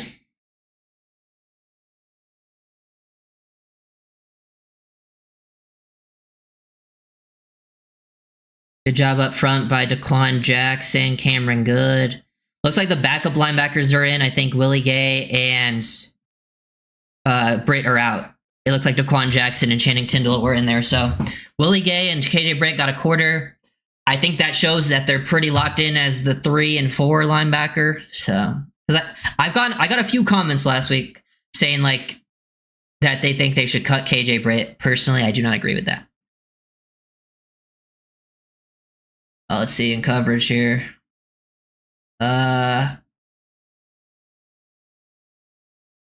Completion on the slant for about 5. Sheffield versus Tesla. Actually, pretty good coverage there from Sheffield, but nice catch. Kenneth Grant out. Yeah, that makes sense. Yeah, I saw Phillips. Phillips was in a few plays earlier, so Grant out. Interesting.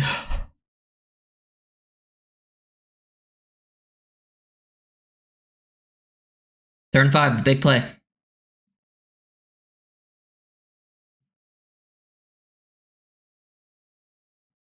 Oof.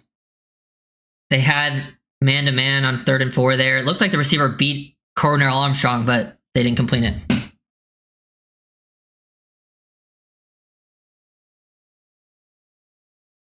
Sheesh, that Tua answer about Hill was cryptic? What do you mean?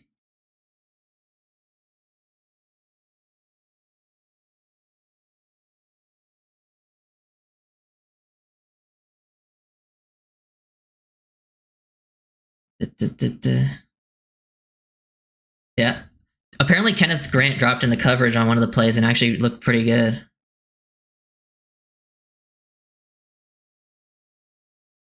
Punt return, it looks like AJ Henning's back there. Nice, he makes the catch.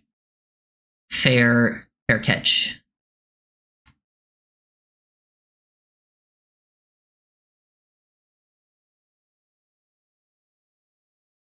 I'm like, who are the starting Bettering Cardinals? It was Duck and Bonner in the first drive, and then they started rotating out after that. Like we saw Sheffield and Jack Jones. Yeah, KG. Might have to get another KG video out this week. Maybe a little quick one. You know, only put a quarter, but yeah. I mean, that's my guy. We back in. Who we got?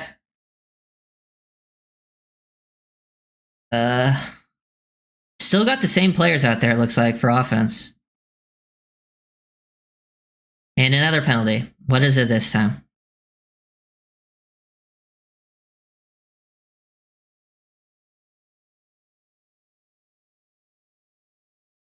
Was Ezu Konman not covering? I think it was another not on the line.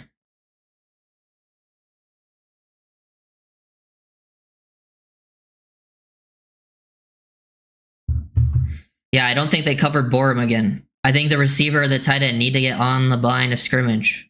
That's what it looked like to me, at least. Yeah, but I don't think that one was on Borum. I think it was on the tight end and receiver for not covering, or maybe that one was on Borum, but the other one wasn't. They didn't show the replay of this one.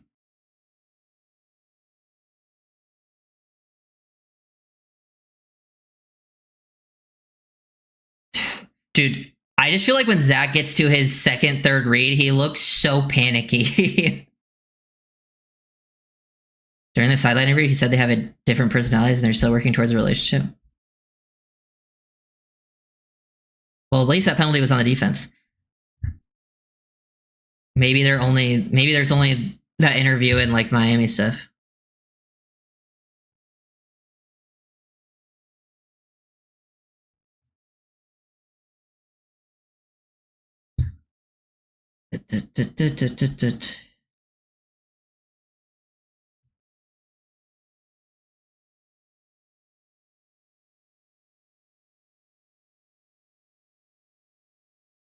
Yeah, I'm seeing some mixed reviews about that interview now. Just nice little 3 and out, nothing too crazy. Oof.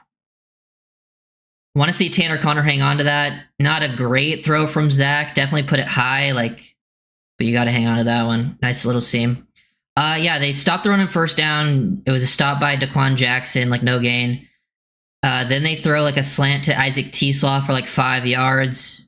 I think Kendall Sheffield had pretty good coverage, but he still got the catch. And then third down, I think the receiver beat Cornell Armstrong, but the QB missed him. Yeah, that one's on Zach. And also, you want to make the catch if you're Connor. You got to make the tough catches. So we got here. Oh, 2nd and 10. Nah. For some reason, I forgot about the penalty. 2nd and 10. Drop back. They got time. More time in the pocket today. Oh my God. That was almost picked. That was almost picked.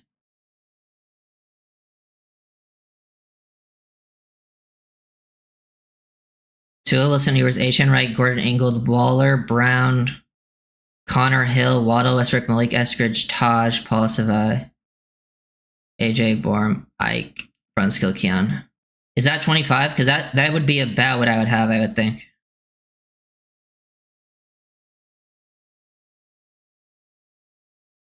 Yeah, 9 O-lines. Let's see. 3rd down 10. They only bring 4. Good job of picking up the stump by left tackle and Jonah. Oh, almost had Taj down the field, but good coverage by the Lions defense. I will say, though, that drive, pretty good job by the O-line. Good coverage by the Lions secondary, passing that off in zone. But hey, Zach had time on that drive. Let me see what Tua said.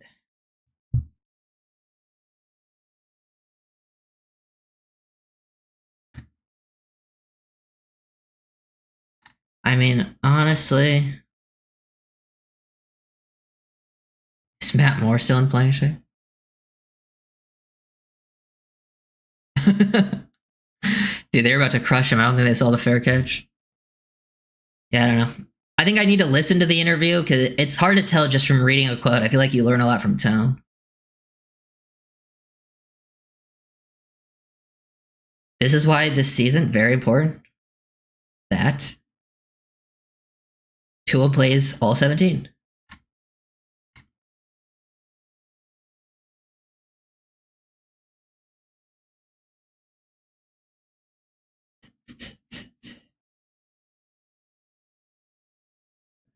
Yeah.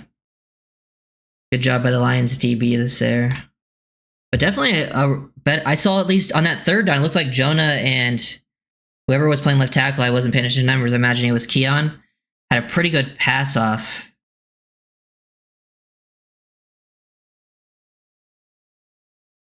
Yeah. He's definitely a very patient, under control player in those situations.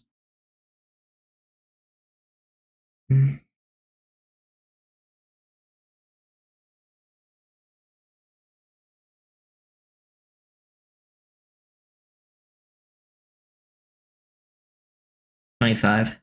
Oh, yeah. I guess the only thing I would disagree, Scotty, is they're definitely going to keep Julian Hill. I read Hill, but you meant Tyreek because you had him at the start of the receivers and tight ends.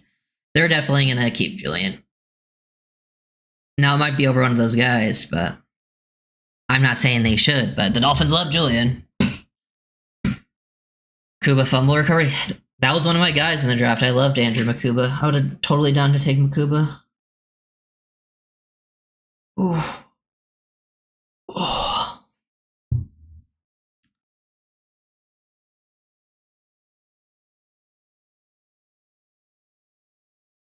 Also, wouldn't be surprised if they pick up Ross Twelly here. Did you see 2 new comments on Tyreek? Yeah, I just read them. I haven't listened to the video, so I don't know.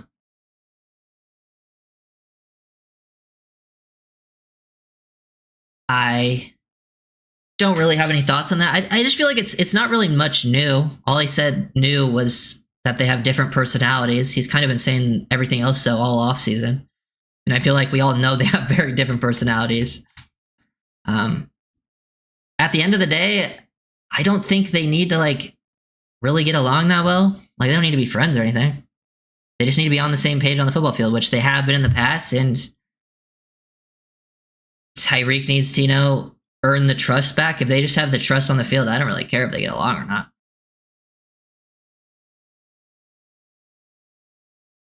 Yeah, tight end is pretty tough. I agree with the rest pretty much. Running back for sure. Receiver, yeah, definitely leaning that way. Quarterback, yeah. O-line can maybe change a little bit, but it's mostly that. Saves on the field here. Run the ball downhill. Oof. See, the interior held up pretty good there in the up the middle. Like I think Phillips was holding up well, but Goods gotta maintain the edge there because they had the interior held up. Do I take Jalen in fantasy though? I mean, he could be like a bench stash. Are you talking Jalen Waddle? Yes, Waddle is like the one Dolphin I'm for sure targeting in fantasy this year. H-An, Waddle. But if you're talking right, like maybe a bench stash is fine, but like even then, like he'll probably be on waivers. Oof. Tyndall with the sack. Good pressure there from Matthew Butler and Channing Tyndall. There is a flag though.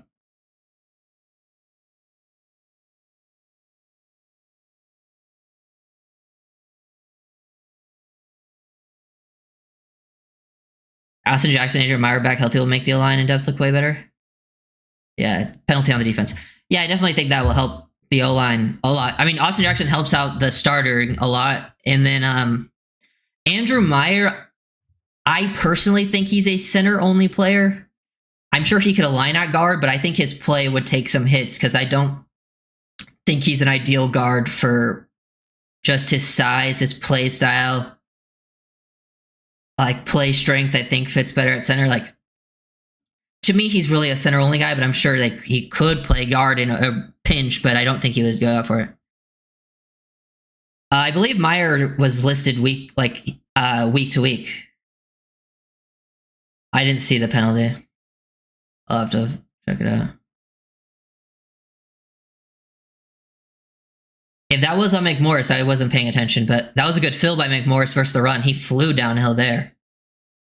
That's how you want to see McMorris play. That's where he looked good last preseason, just flying down versus the run.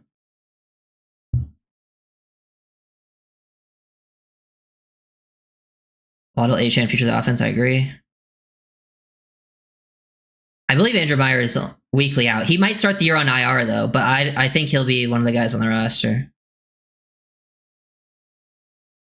But who knows?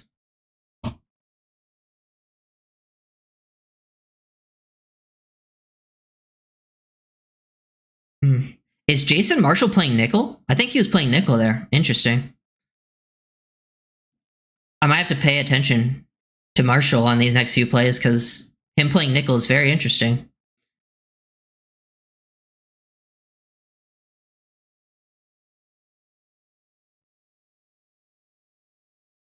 Yeah, he is. Jack Jones is on the outside on one. I think Isaiah Johnson maybe on the other. Jordan Phillips versus the run. Great stuff. Great job beating it. Jordan Phillips is going to be a dominant run defender in these games. He's getting hyped. I think he's coming off the field. Jordan Phillips just shed that guy like he was nothing. That guy's power for being 21 is crazy, by the way. Crazy.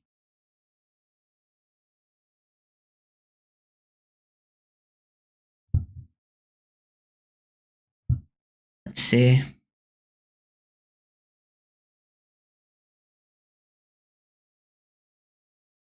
Damn. Hitting between the zone of Asante there.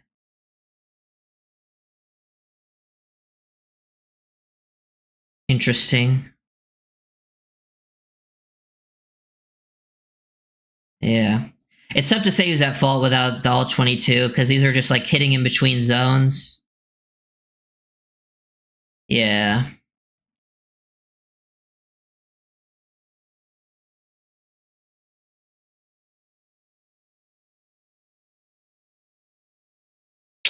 Damn, they picked up 10 on that play.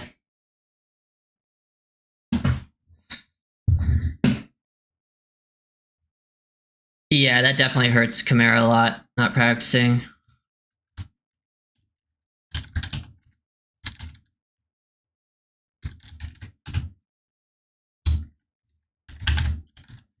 I want to see more Marshall. Can they target Marshall, please?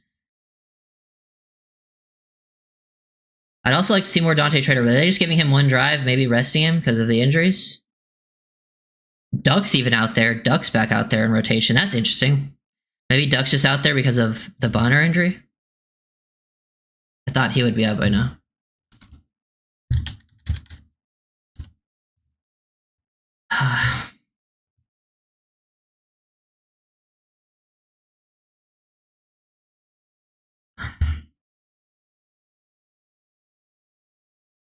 Let's see. Run up front.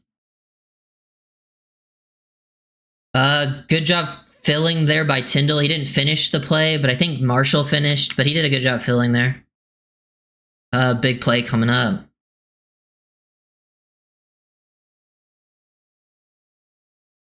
Let's see.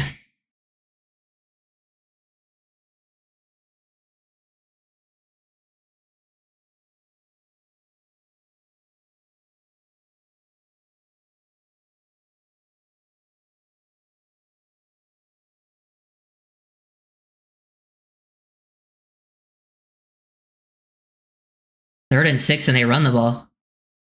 Good job, Colbert. Good job. Good job of the interior holding it in their own. Oh, Kenneth Grant's back out there, 90. They're still rotating people in and out. Interesting. Okay. And then Colbert does a good job finishing down. I still think he's like a practice squad guy, potentially. Oh, I agree, Scotty. Tyndall's not making the 53. Nice to see Marshall finish a tackle. You know, he wasn't a tackler in college, but if he's playing nickel, he's got to be able to tackle. I think he's one-on-one with Tesla right now, so 4th and 7, they're going for it. Come on. Oh, he's blitzing. Walk-in touchdown. Either that was a miscommunication between Duck and Jordan Colbert. I'd have to see it again to see who was at fault. Because they definitely... Yeah, it's tough to say. They're saying it was a hamstring. Yeah.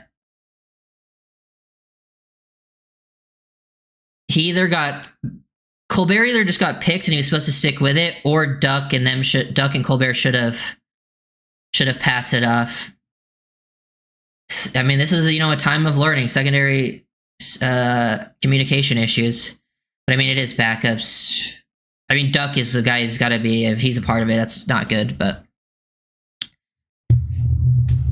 Ryder, do you think Good has any chance? I mean, he has a chance to be the 5th guy. Because I still think the 5th spot is up for grabs, and I think they keep 5. Personally, if it was up to me, I don't think I would keep him. But yeah, special teams is like easily his best chance of making it.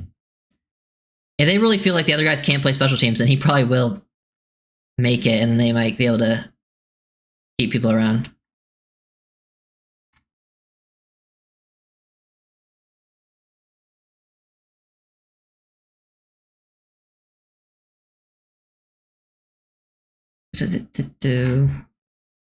Interesting. So Grant came back in the game, more cover, more plays there.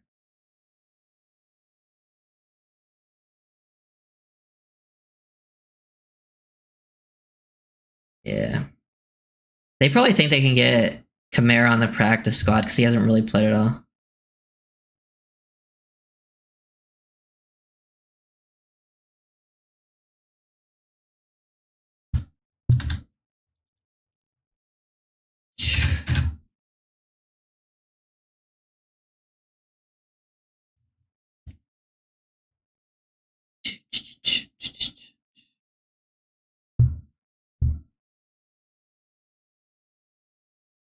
I hope Trader plays more because he has not been back out there since. I don't think, at least.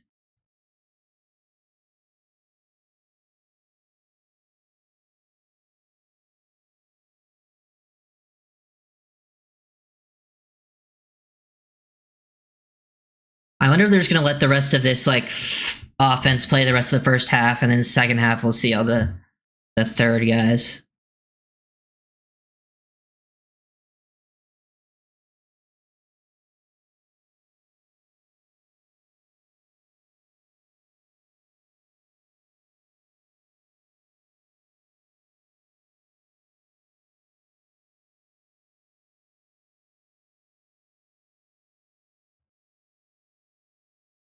Yep, sometimes you just get unlucky.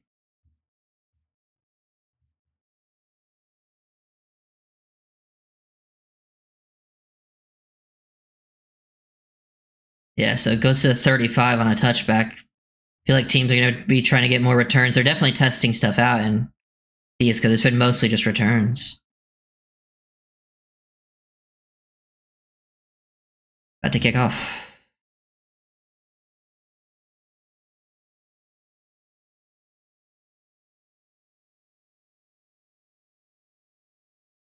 Kick return, Eskridge. He gets to like the 26. And they just throw a late penalty. Cool.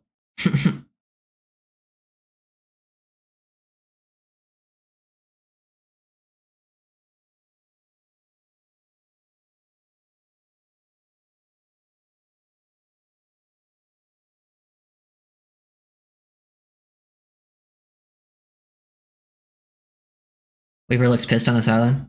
Yeah, he's probably mad about them not communicating. Okay, no foul, no flag. They called it off.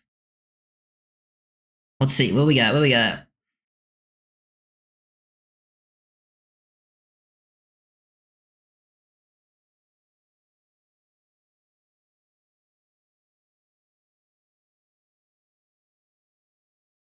Ooh, it looks like Ollie's in at running back. Everything else looks about the same though.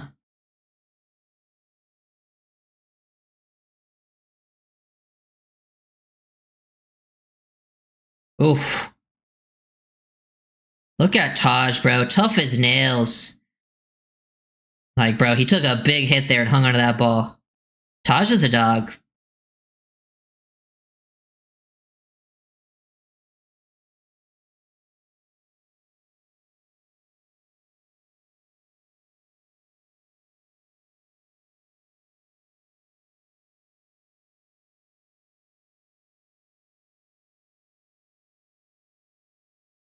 Ollie Gordon, 2nd and 1. Let's give it to him.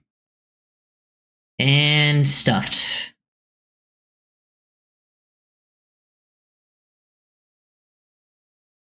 Penalty on the play anyways. Offside defense, okay. I don't think Jonah's out there anymore.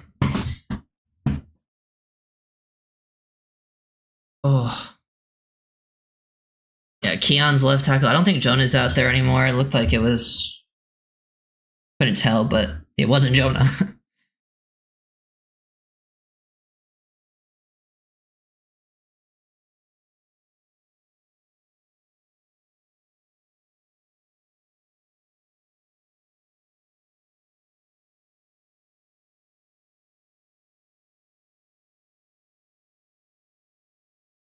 Play action. I think Brandon Daniels might be in the game.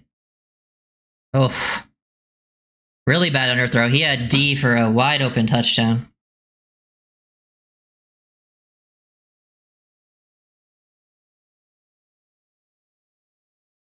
Dude, he was wide open. Noodle arm Zach.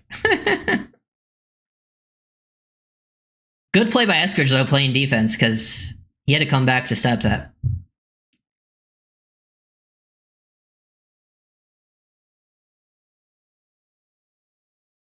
I think Braden Daniels might be at left guard. Tanner Connor into the flat. Nice little 7-yard gain. I think Connor's having a pretty solid day. You want to see him make that one catch earlier, but other than that, he's been at least making some plays.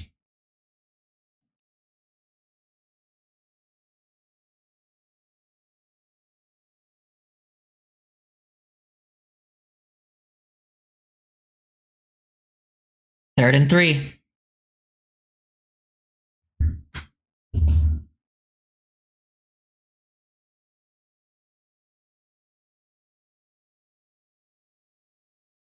And Zach holds onto the ball way too long. Someone might not have been open, but he held on the ball, and the Lions are saying they have it, but he might have been down. Oh, is that Mitchell Agude? He was on our team last year in preseason, right? From Miami? Miami U? Oh, personal foul face mask. Okay, we'll take that. Dolphins got blessed there. Where did that happen?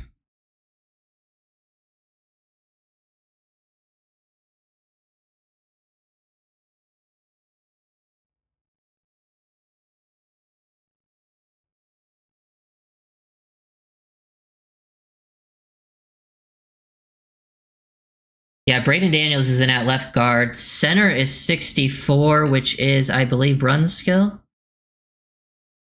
Yeah. Throw down to the screen to Taj. Good job. Picks up about 5. Where was the face mask? I think it might have been like on something else.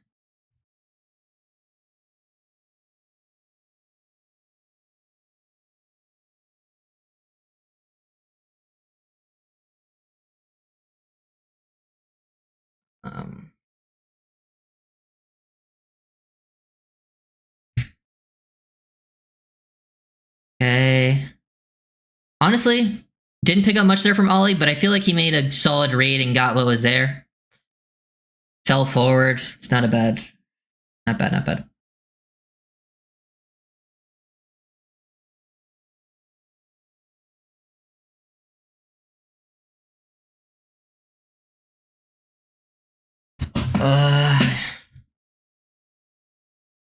Yeah. 3rd and 2.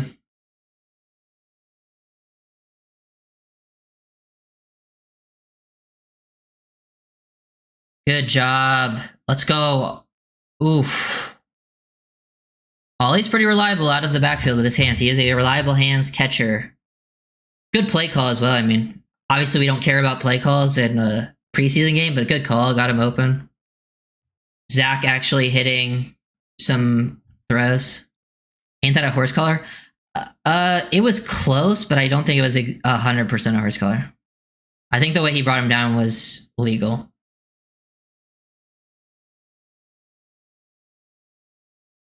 So we got here. 1st and 10. Quick out to Connor again. Connor, strong game. Tanner Connor that's like his 5th catch, I feel like.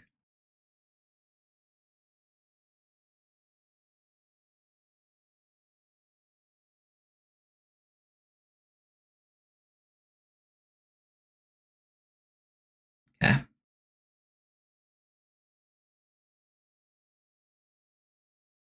Yeah. Good point here from Simon. Braden Daniels was playing right guard in the fourth quarter against the Bears last week. This week he's playing in the second as left guard, and he looks better. He looks better than most people from what I've seen, at least. Run to Ollie, nowhere to go, gains nothing. Nothing to really go there.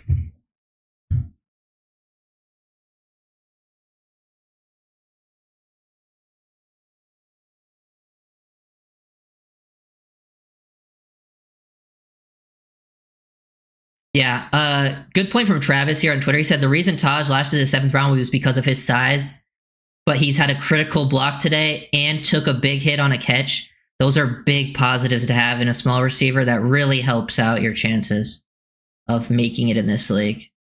And I think a lot of the Dolphins' smaller receivers on the back end are pretty tough. Like, I think Taj, Malik, Eskridge, already pretty tough players, smaller players.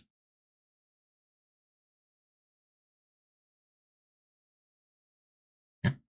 Don't need to hate on Gordon. Trust me, like, the Dolphins are still, even if like Gordon outplays Jalen Wright like crazy amount, Jalen Wright is still going to be RB2 for at least a majority of the season. Gordon might get his chance eventually, but like just knowing how it works, it's still going to be Jalen Wright.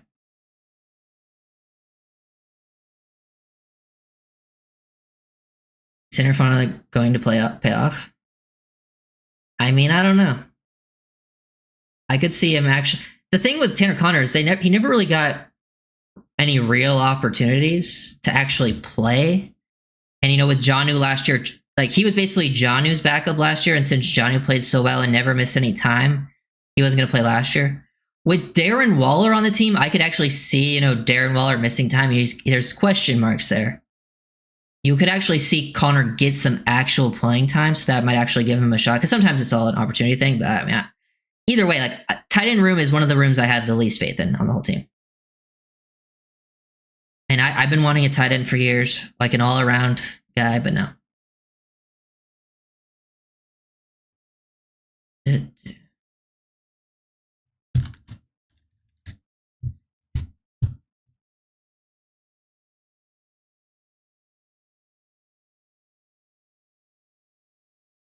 I'm low-key starting to start like being like Braden Daniels needs to be in these potential 53 conversations because he's looked better than most of these guys. Now I know it is preseason, but it's like these other guys are struggling in preseason. Did you see Grant dropping a coverage? Yeah, I think it happened a couple times. Right? Are you thinking of doing a Zach breakdown? I don't know. That's a maybe this week. Maybe after the third preseason game where like I can go through all the games at once, I can do them all combined. And then we have like, because after the third preseason game, there's 2 weeks until the regular season. So like I have extra time to make videos because we have to wait a couple weeks. So maybe I'll do a Zach video that week when I just don't know if I really look forward to making those videos.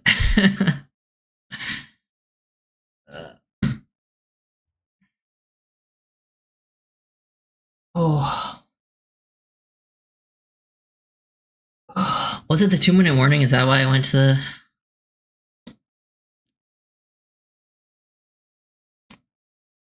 Third and 4, here we go. Taj, Ollie. I think Ezekanma on the field.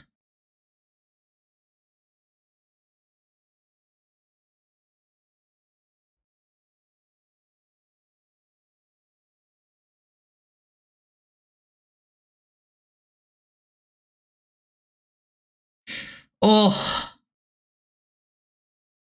Zach had Tariq Black for a touchdown. He actually didn't look too uncomfortable there either. That's a... Let me see it from this angle because I think that was more of a miss. Yeah, that's a miss from Zach. That one is a miss. Are they going for it? Might as well, dude. It's the preseason. We need more work with these guys than we need as Jason Sanders kicking a 30-yarder, you know?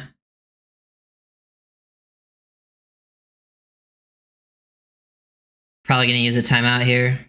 Maybe.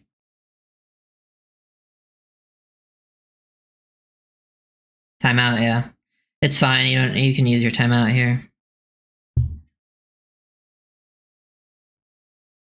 Waller isn't ready to play versus Jacksonville next week, then he'll just be another OB3. Definitely that potential there. But he was a low-risk move that could potentially, that you're trying to have pay off. Like, a lot of times those low-risk moves just don't pay off because, they're low risk. Yeah, I'm ready for yours. See what he's got. Sure, we'll see him second half here. I would like to see Ewers look a little more, look better, obviously, and I want to see the receivers around him play better. See what happens here. I think they got 2 tight ends on the field. And he got sacked. You bring a blitz versus Zach, and he's getting sacked.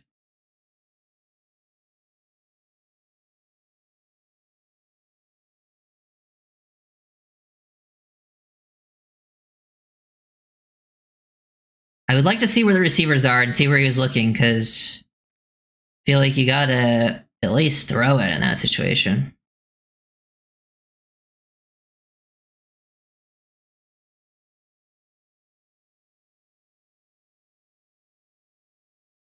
Yeah, a couple unblocked rushers. Dun, dun, dun.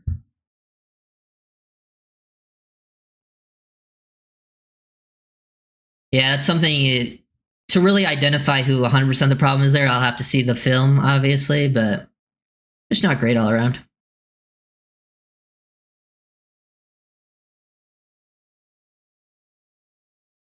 To be fair, we just gotta, he's gotta throw it up there, but the real problem came on third down when he just missed Tariq Black in the end zone.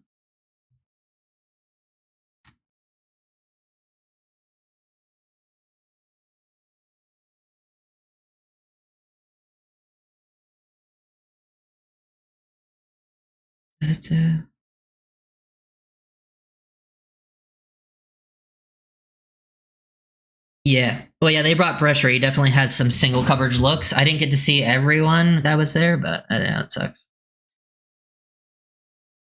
Oof. Terrible, terrible, terrible, terrible. Strong arm. I will also give him, Scotty, decent athlete. You got, in the positive column. I am also ready for the regular season to start, but hey, this is better than nothing. We get to see some guys show out. I think a lot of the rookies I think the biggest thing, a positive that you can take from these games, is a lot of the rookies have shown promise.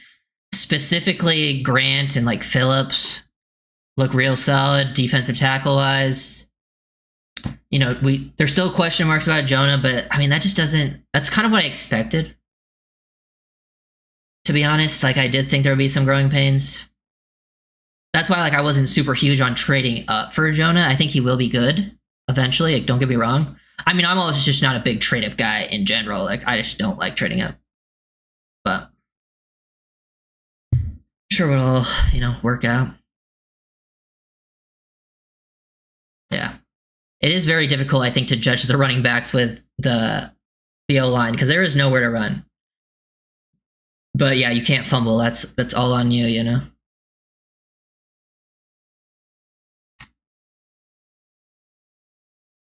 Let's see what happens here. Lions got to go the field in under 2 minutes. I think they still have 3 timeouts, so this will be interesting work here for Miami. They run up the middle. John Saunders Jr. is in. Damn, did something happen to Dante Trader? Because he only played the first series, I think. He might have rotated now. I haven't looked at every play, the safeties at every play, but I just feel like I haven't seen him since that first drive. Quick ball out.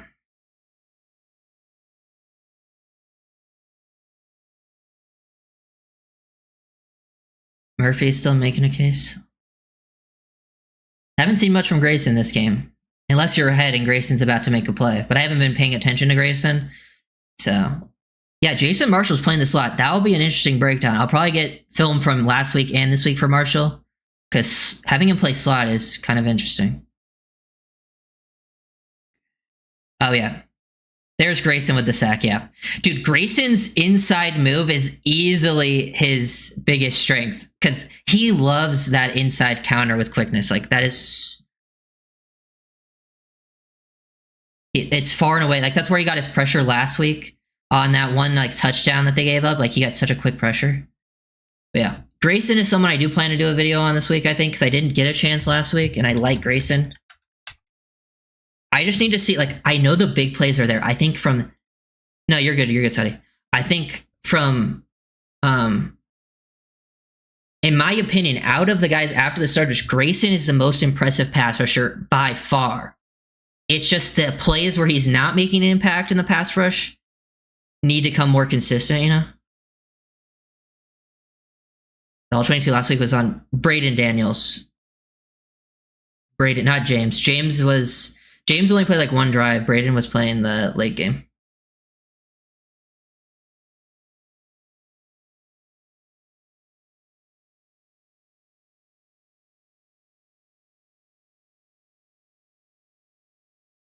Yeah. Throw down to the flat. Short of the line to gain, you know, against Jason Marshall, but he's short. See what the Lions do here. They could go for it. I mean, it's the preseason.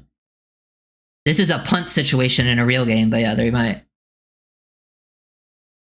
Apparently, AJ Henning hit a pancake on that Taj screen. I'll have to go back and check that out in the film breakdown. AJ Henning might be one I have to make if he plays more snaps, I might have to check him out because he actually looked pretty solid week one. He's not going to make the team, but like practice squad, potentially.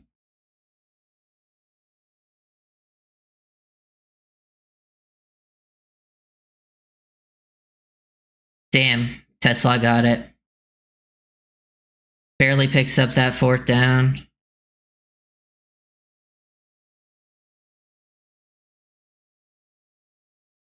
Sorry for freaking out. I thought you were mentioning questioning. Oh, honestly, I didn't even see it. Will, you're good. no, James Daniels making the team. I was like, yeah, it was Braden. James is starting.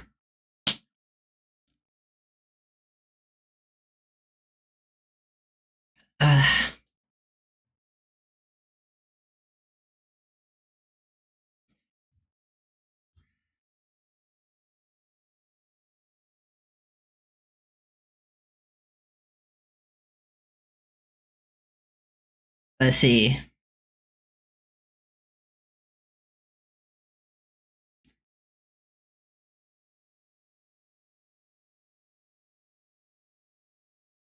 Damn. Were we running like Tampa 2 invert there? Because it looked like Jason Marshall dropped from the nickel back to the deep half. I'm like, damn, we're asking our secondary to do these coverage rotations in a preseason game?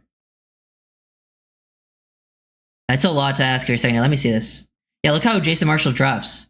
I think he drops to deep half. I think they're running Tampa 2 invert there. Just from seeing half the field. Yeah, Grayson drops back into coverage. I mean, that's just a tough ask on second and third string guys, I'll be honest.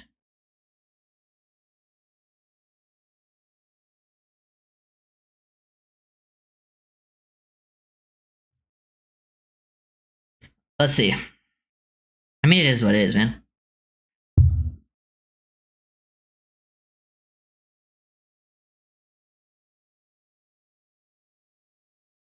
I would like our secondary to gas to play some man, put them in those types of spots.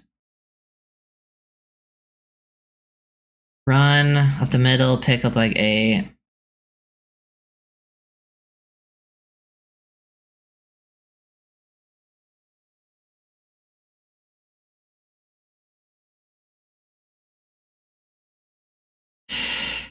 Drops it underneath.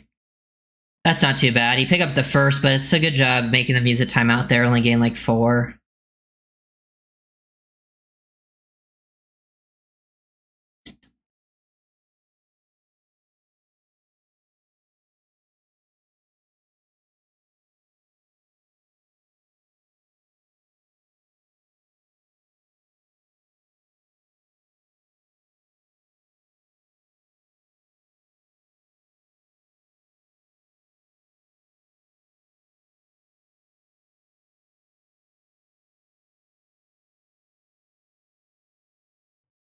Oof. 37 seconds left. I think they used. Did they use their timeouts? Honestly, can't tell from this graphic.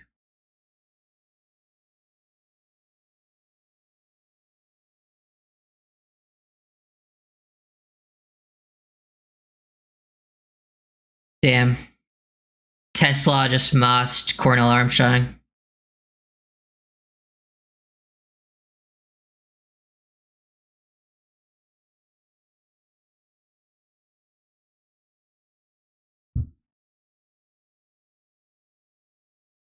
We need to be helped so bad.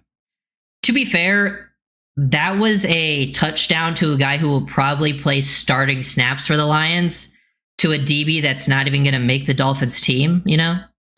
So it is what it is.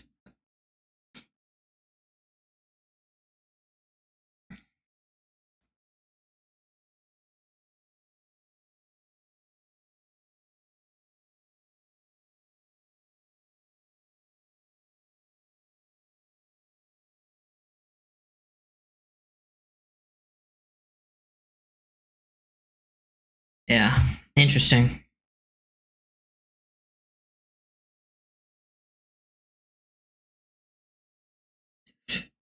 Yeah, I mean, he's not a guy I would keep around. Like, he's a guy who hasn't played much in 2 years. It is what it is. Like I said, results in the preseason. I don't really care. Looking at the process, and I'm looking at guys that I think will actually be here.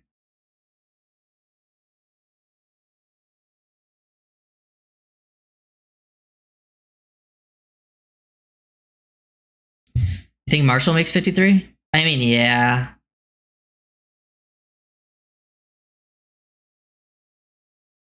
Marshall, waste of pick? Why was he a waste of a pick? Didn't everyone want a corner at that spot? I mean, he's going to get a chance to play at some point this season. I just don't see them cutting Marshall with them drafting him this year.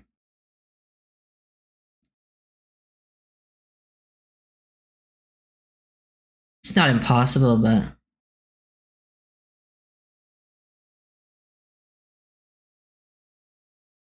Henning, decent return there out to like the 36, 7. See Penning and Weiss top right receiver practice guys. Yeah, definitely. I mean, that's linked so far. But once we get to the second half here, a lot of things can change. I think a lot of these guys are close, and all it takes is one big play.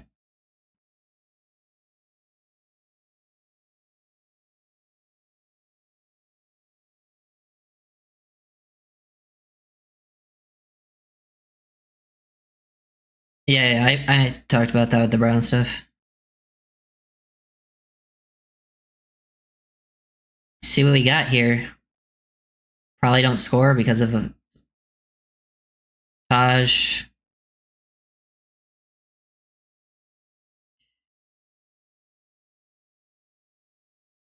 I have not seen Cam Smith yet.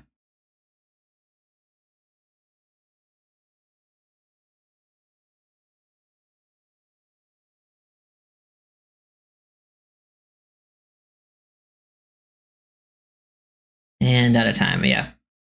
End of the first half there. Quick pass to Taj, Connor, nothing, had no timeouts.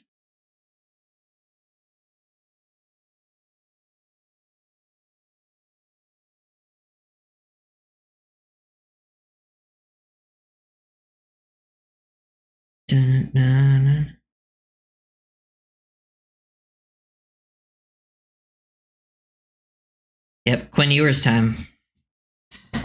Now I gotta wait for halftime. Oh my god.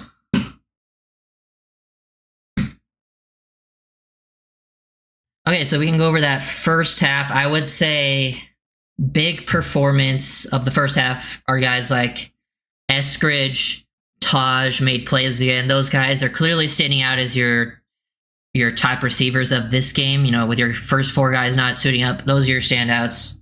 I think they should stick around. Both of them. I think they should keep 6 receivers. I think the likelihood is growing. Since that first preseason game, it's just gotten more and more and more. Waste because Marcus Bowe and Jackson Hawes were available. I mean, yeah, I would have preferred those 2 over Marshall too, but that doesn't mean it's a waste. I mean, he could still turn out to be something. And people would have flipped out if we didn't draft a corner there. We would have heard the exact opposite. Like, why are we drafting this? We need corners. We heard it after every pick anyways. Tanner Connor, yep. Tanner Connor had a very strong half. You want to see him make that grab on that one, but I'll have to go back and watch to see it again. Just to meet, like, was it more on Zach? Was it more on him? But yeah, that's a play. Thought like Grant and Jordan Phillips looked good. Whenever I watched them, they were making solid plays. I feel like once they went out is when the Lions offense started moving. When you had like the other D lineman in, you weren't as getting much quick pressure. When you had like, guys that are probably not making the team in. Grayson Murphy had that sack. I wasn't watching him much else other than that, so I don't know how he's performed outside of that sack, but that's a nice play. O-line in general hasn't looked very good. I want to see more of Braden Daniels, because I think Braden Daniels went in at left guard this time. Last week he played right guard. Interested to see him play left guard, see how he looked. He had some decent reps when I watched him.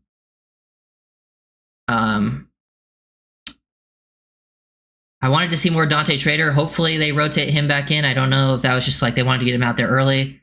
Maybe they're limiting his snaps because he's still coming back from injury. Hopefully he didn't get re-injured or anything. I didn't see anything like that. So Bonner got a hamstring. Hopefully he's good. Yeah, those are like the major positives. Yeah, negatives, the O-line. Wouldn't say Zach. I think Zach probably played better this week than last week, but I wouldn't say it was much better. Still a struggle. Holding onto the ball too long. Not as often as last week, but yeah, killer in certain situations. Throwing off his back foot. What else was not great? Tight end play outside of Connor. Didn't seem like much to write home about.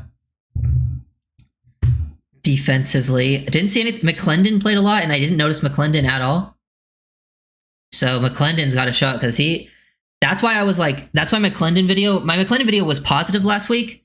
But a reason I was like still a little like, you got to wait a little bit on McClendon is because a lot of his production was kind of lucky, almost like he was kind of lucky in the situations he was put into. I was like, I don't know if this play translates to future success. So McClendon needs to start making some plays, I think. He did play a lot early, so it's at least a good sign for him and his chances of making the roster. Linebacker-wise, haven't seen too much outside of like Willie Gay and KJ Britt, and they only played the first quarter, and they played pretty solid.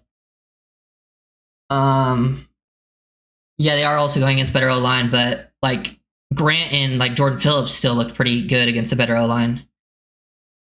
Yeah. The rest of the linebackers, I don't know who's played. It doesn't seem like Tyndall or like Daquan Jackson.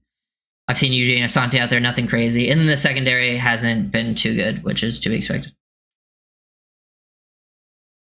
But I'll learn more about the secondary when I watch the All-22, because that's where you get to really watch the secondary play.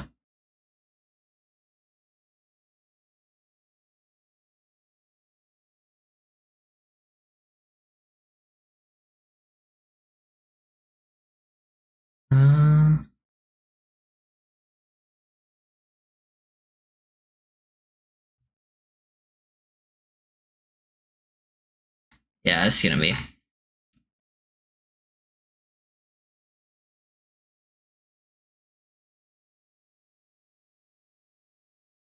I mean, yeah.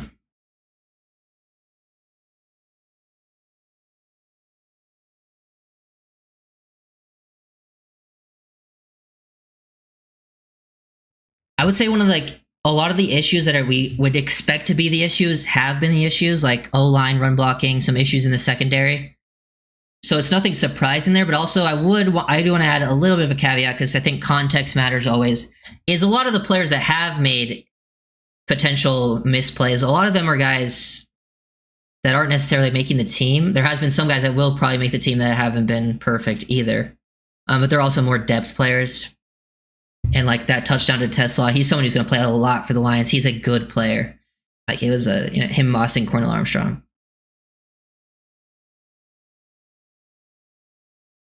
Did Matt Dickerson do anything? I don't know if I've seen him play yet. Maybe he's not. Is he even suited up? I don't remember seeing him at all. Rizal Douglas still unsigned? Yeah. You should have signed Stephon Gilmore. From my understanding, is Gilmore, people think he's lost a step.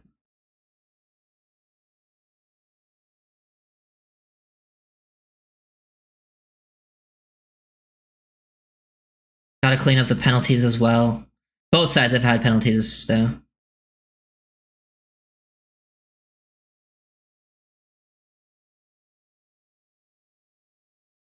Yeah. Melifonwu has been playing a lot as well, which I actually don't know if that's a good sign for Melifonwu that he's playing so much.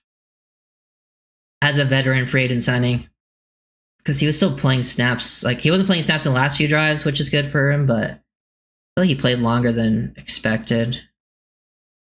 But I guess, I think the secondary, they're trying to see everyone.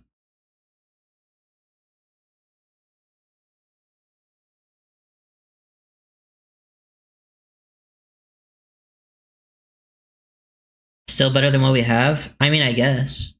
To me, I don't, I think they both would be better than what you have, but like, to me, they're just like developmental stoppers. They're both not great players at this point in their careers. Like, I don't think they're like huge upgrades. So like, to me, I'd rather just like try to develop a young guy and see if they can get better and help long term. But that's just me, because I don't think they changed the outlook of the secondary very much.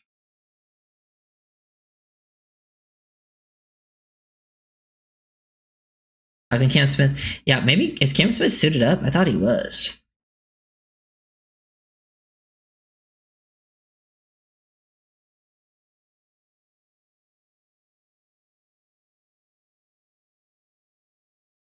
But like, if you're going to start Kendall Sheffield, yeah, I don't mind signing a better veteran free agent to start over Kendall Sheffield, because like Kendall Sheffield's not doing it for me either. But like, I'd rather see most of the young guys. Yeah, I don't want Xavier Howard at all. I'll be honest. That's one where I'm like definitely out. Sante Samuel. Samuel's interesting because if he would sign a cheap contract because of the injury stuff, I would be down, because he's at least young and could be a potential long-term option. Yeah. Yeah, we've had a lot of like vets who are just kind of like playing with money at the end of their career and not like super hungry. Like last year, Jordan Poyer. I'd rather just maybe roll with a young guy that's fighting for their life.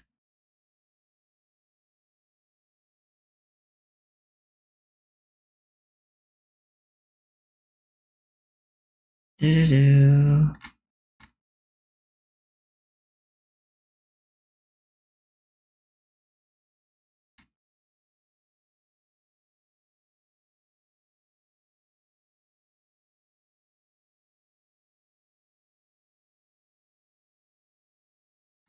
Mm,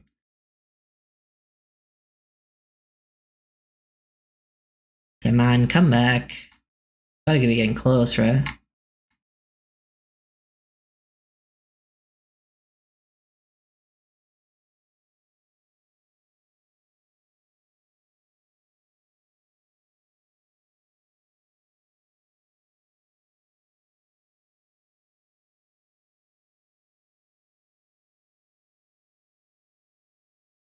Where did I learn my craft? I mean, I all started from playing, and I would say football is just one of the things that always came pretty naturally to me. And then after the fact, like I've done a lot of self-taught research, like looking at things on the internet, studying different like coaching like clinics and stuff like that.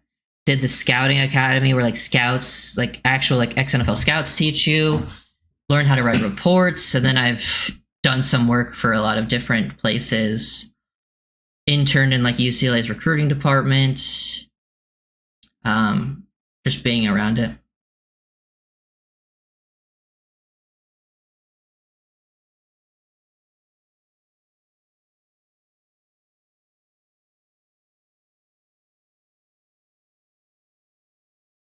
Kind of excited to see yours, yeah. A degree in football. I mean, not not really, but kinda. I did take classes.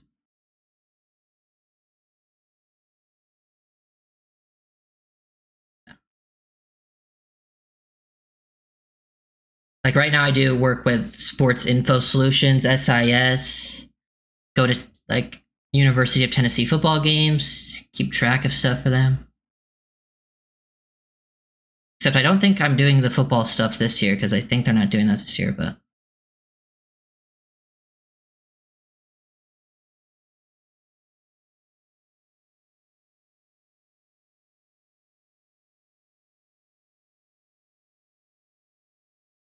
honestly, I'm hoping we tie this game again because it's funny.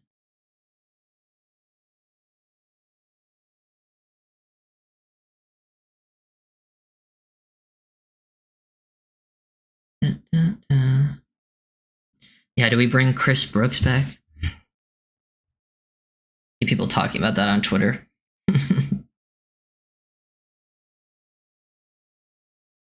Yeah, coaching clinics, you can learn a lot. Also, just looking things up on Google, like there's so many different articles out there you can learn things from, whether it's terminology, coverages, defensive fronts, run blocking schemes, pass protections, different techniques, things like that.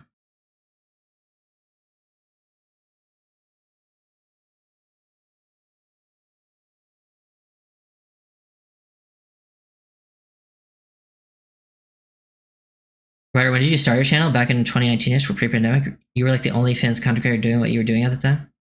I think I started it back then, but I didn't really start making. I only had made like a few videos. Like it was not something I was really doing until like probably like 3-ish years ago now is when I really started making videos.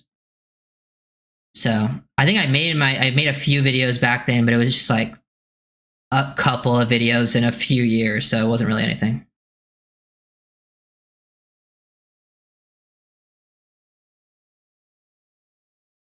Like one of my first videos was when we on Jalen Waddle and like Trent McDuffie.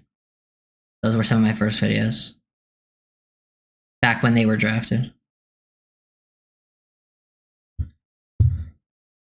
Yeah, honestly, I didn't see what Zeke Biggers was looking like out there, so I don't know, but yeah, I'll watch it.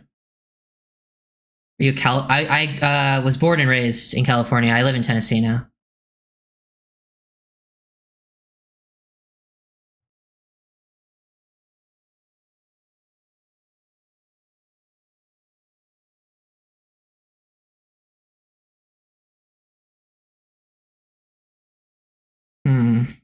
They're interviewing David Montgomery, so hopefully we're about to be back soon.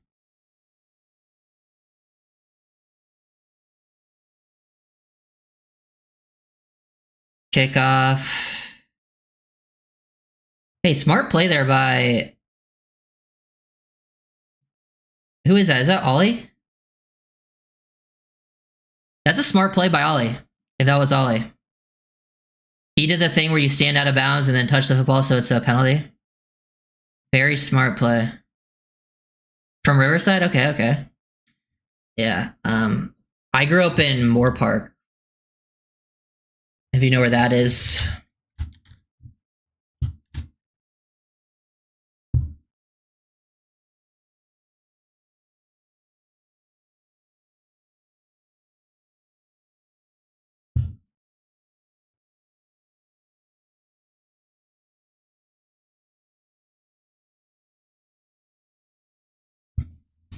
Yep.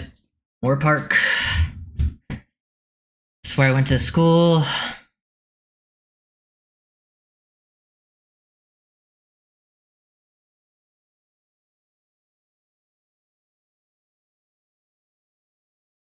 Yep, Quinn Ewers in. Yeah, we got a lot of the backups in now. Ollie Gordon, 5 yards gain.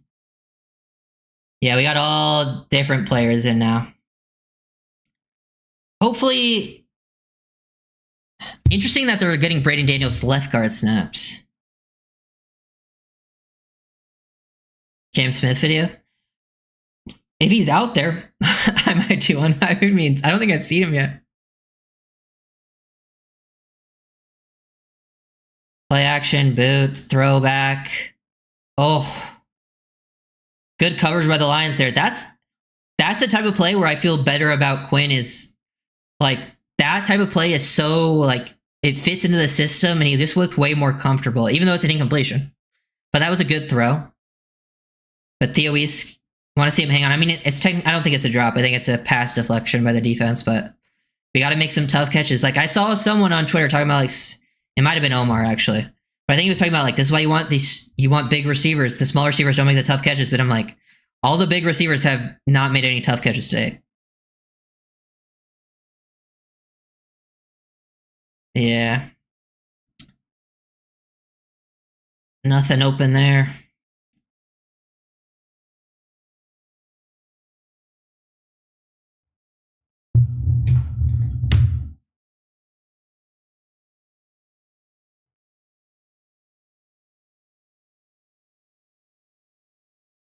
Threw behind it. Yeah. I mean, I think he kind of did that on purpose because he threw it low. Because I think if he tried to throw it out, like, higher, it would have probably got picked.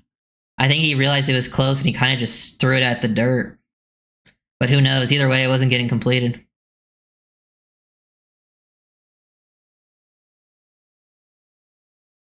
Yeah. Dude, I don't think I've seen a single receiver on the third team really get open. I think maybe Henning had one last week where he was open, right?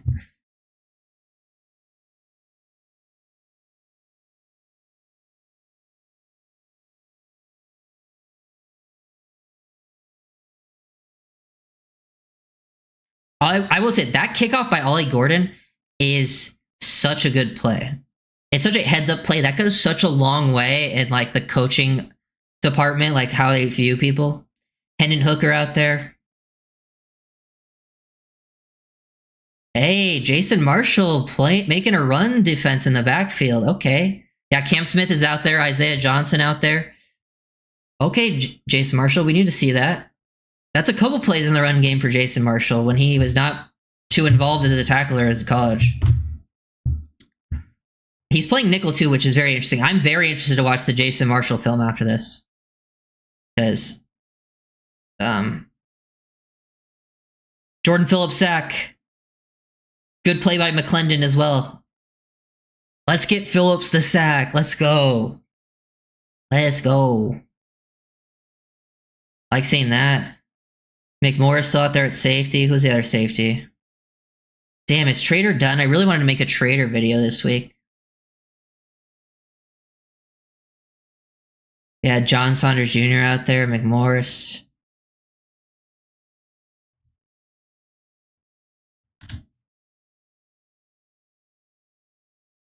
Good job by Grayson there. Playing the run on a 3rd and long like that can be tough sometimes. It's not what you're expecting. Definitely will get a Grayson video this week. UCLA. Hey, good job there by the defense. Let's see how the offense can respond. Yeah, these are huge for Murphy. Huge. Because Murphy's really fighting for his life, and those are big plays.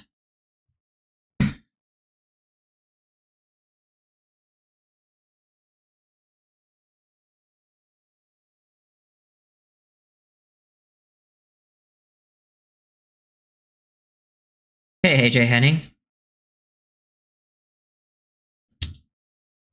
Yeah, our special teams has for sure looked way better.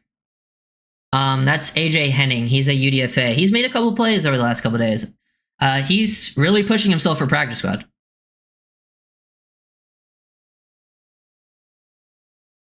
Wait, that was no TFL. It was a run for Murphy. Yeah, you know how much I love Phillips. I've been saying on Phillips. Last year, Malik was my big steal for the Dolphins in the draft. This year, it's Phillips. I just think great value. I love Jordan Phillips. Like, in the fact that when they drafted him, he was only 20, and I was like, I think he can play right away. And being 20 just shows, like, man, you could still get better. Like, there's still areas he can improve in, and I already think he can make an impact as a run defender pretty quickly. Like, 5th round pick, that strong, 20 years old, sign me up. That one was easy.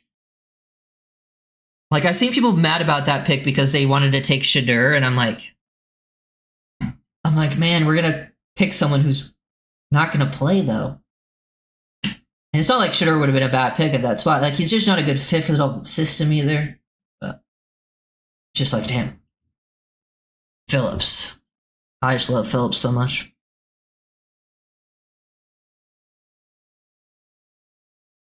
Ooh. Let's see. Got like around 60 people in here. Nice. We've had a total of like 965 roll through. Yep, love a good wrestling background. Love a good wrestling background on a D tackle or interior line. Didn't see a sack by Phillips. Phillips had a sack the play before the Murphy play. They did like a rollout with the quarterback. I think McClendon sort of set the edge, and Phillips was able to like clean up on it. I mean, I could see if it got posted. Let's see if I can. Someone probably posted on Twitter, right? Big return there. Let's see what we got. I don't see it posted anywhere yet, so. Let's see what we got here.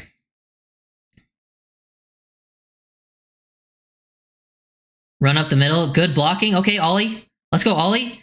Love that, Ollie. Love the finish. Okay, see, now that's what happened when you actually have some good blocking. The running backs can hit a hole. Like, I don't think I've seen a hole like that all night. There we go. And Ollie, man, picking up speed like that, finishing on a safety. Love to hear that. Love to see it.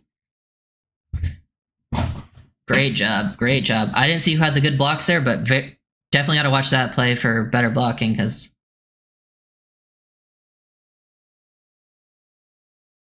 Okay. Theo Weiss catch for a few yards.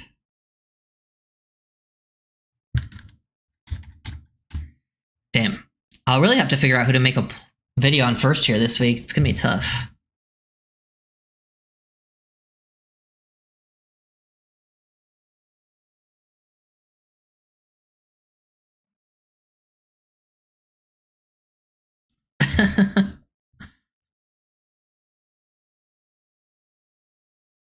Second and 8. Under center. Hand the ball off to Ollie. Lose a yard or two on the play. Damn.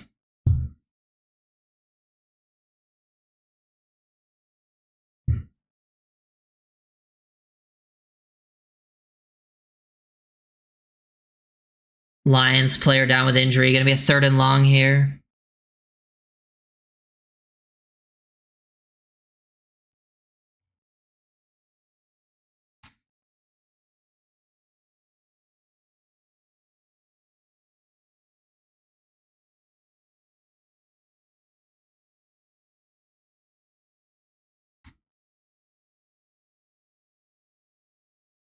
Okay.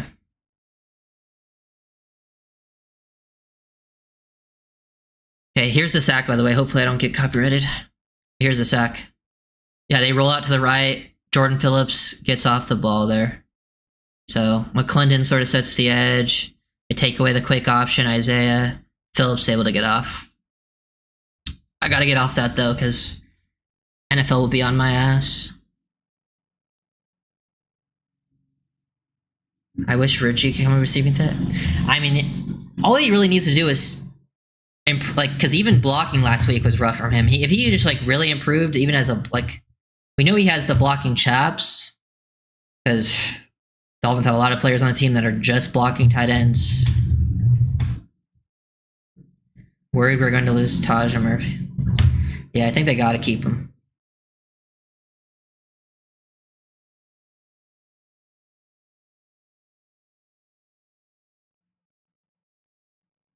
Yeah.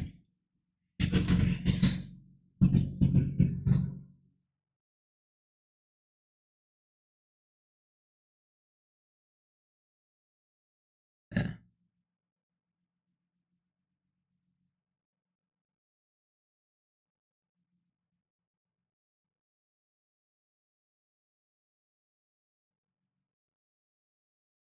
Ooh, I'm seeing lies on the timeline.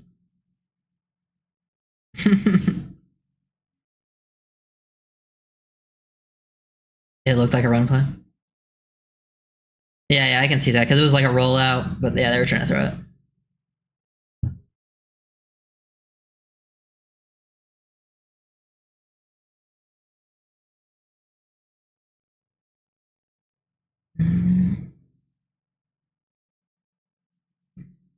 Long commercial here.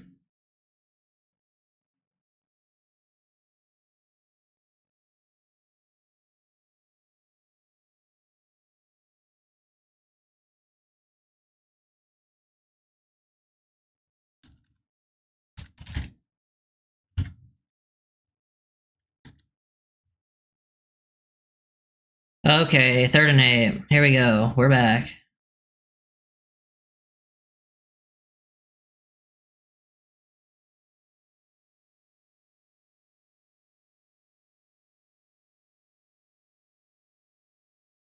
Let's see. Am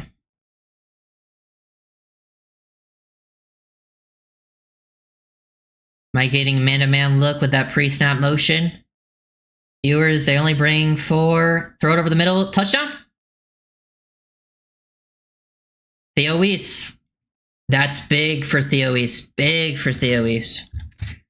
I mean, he's still probably practice squad, obviously, but Theo Weiss and Ewers kind of building out that, yeah, good touch throw from Ewers. Looked comfortable in the pocket. Like, this is why last week, even though the numbers were really bad for Quinn, I'm just looking at the game, and you're looking at the game to project to the future. I was like, the way he played projected better to the Miami Dolphins offense, and you see plays like that. But yeah, good ball. That's a good bounce back for Weiss, you know?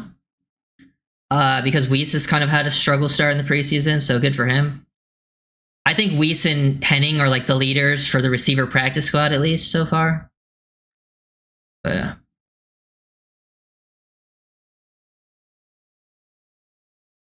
Yeah. Dolphins gonna tie again? Imagine. I mean, they should be winning. But they went for a play. They probably would have kicked a field goal in regular season, but they went for it on 4th down. And also, if it was a regular season game, the Lions' last touchdown drive, they would have punted at one point and not gone for it.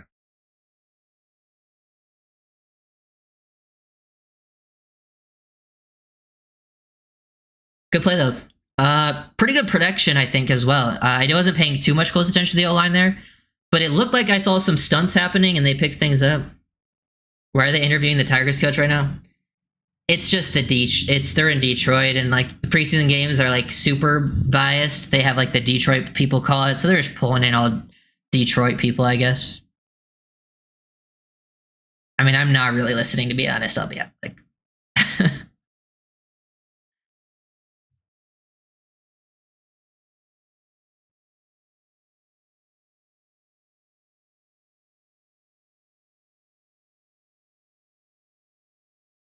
damn. Almost a big play from Eugene Asante there. Want to see him make the tackle, but you can tell Asante is definitely an active special teams guy. He's got to finish that, though.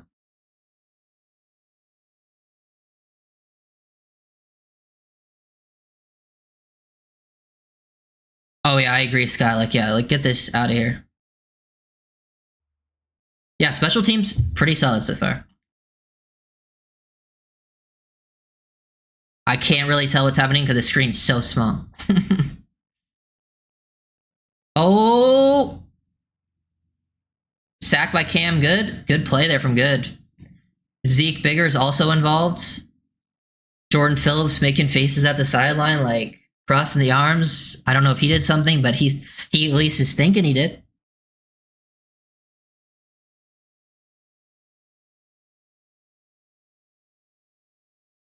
Watch the home feed, yeah. I mean, I don't have it. Okay, thank you. Full screen. Play toss. Eugene Asante? Okay, Eugene. There's Eugene. Eugene Asante is another one I wanted to make a video on this week, so hopefully he can get involved, because he showed some good plays last week. You know, just had he missed the tackle on the special teams, but he was easily the first one there. And that's a big play in pursuit, I think. You know, that's where you get to see like his athleticism. He's very fast guy. Fast, tough guy, undersized. But yeah, nice. Good job.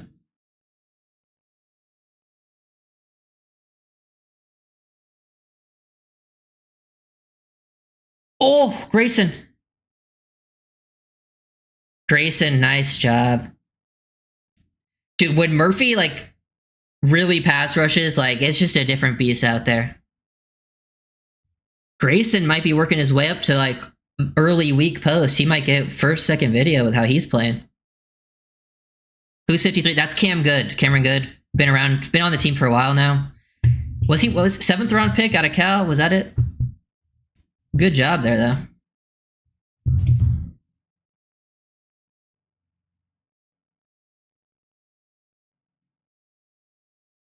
Oh, and we fumbled the punt. Not good for AJ Henning. Not good at all. Really not good play. Well, that's like not what you want to see.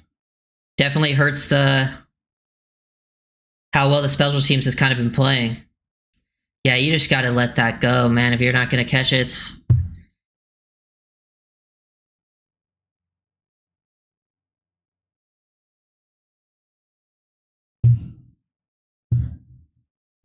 I think he was Cal, I'm pretty sure. That sucks, but I mean, hey, it is what it is. That's another person, you know, that's probably going to give the Lions points. That's not going to make the roster, you know? So it's like, it is what it is. UCLA. Murphy's UCLA, yeah. Murphy's UCLA. Cam Good, Irving. Cam Good.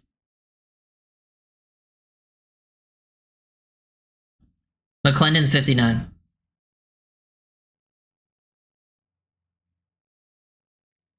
Okay, let's see what we got here.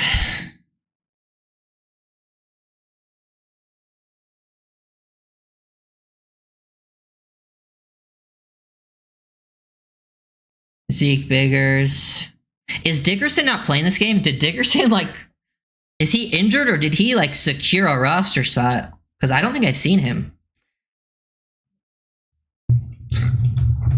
Because I think we even saw Benito Jones in this game. We saw Benito, Kenneth Grant. Let's see.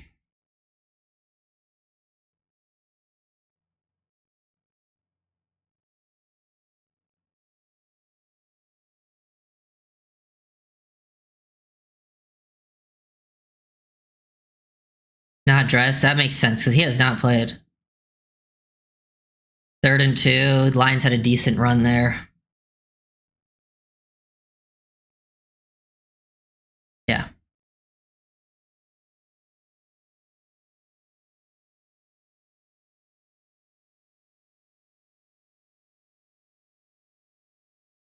Yeah.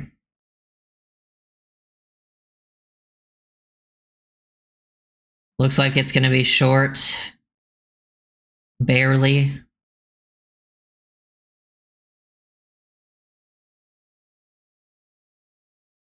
Dickerson not dressed is interesting. I mean, if it's not an injury thing, that's a very good sign for him because he was playing very good last game.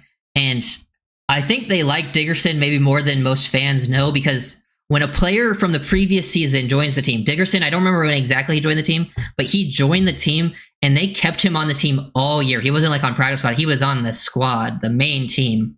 And he didn't play, but like they clearly kept him because they wanted to keep him into the next offseason. And then sounds like he's got a good shot. And the reason I think he has a decent shot as well is because of I think he's the most ready to play now out of the guys that would be the 5th spot.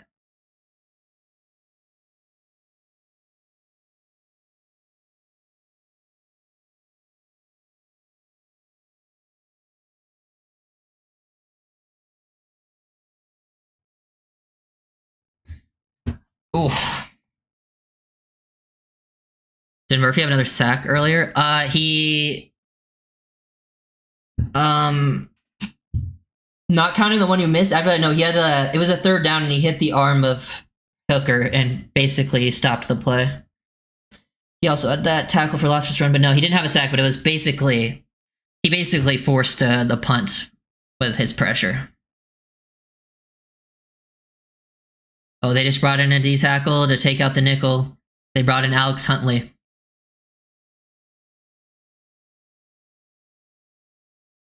Yeah, it's gonna be tough.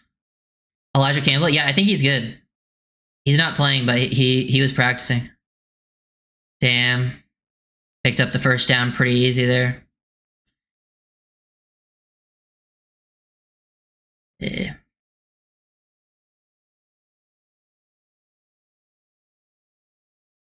This is a pretty back and forth game.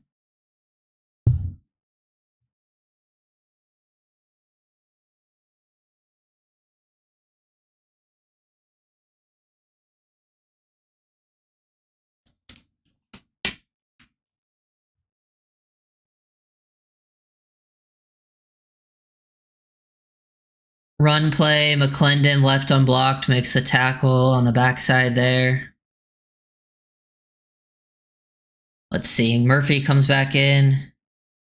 Cam Smith still out there. Cam Smith I don't think has been targeted yet. Yeah. Honestly, I would not be surprised if Elijah Campbell is the starter next to Minka. Do not be surprised. I think they like him a lot, and it wouldn't surprise me if he's actually the best. Oh, they're out in base, so no nickel out there. They're on base defense. Only two corners, Cam Smith and Isaiah. Run it. Another decent stop there for a couple. Just good team run defense.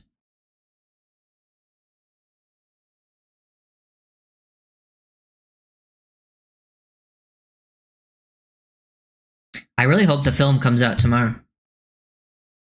Like early.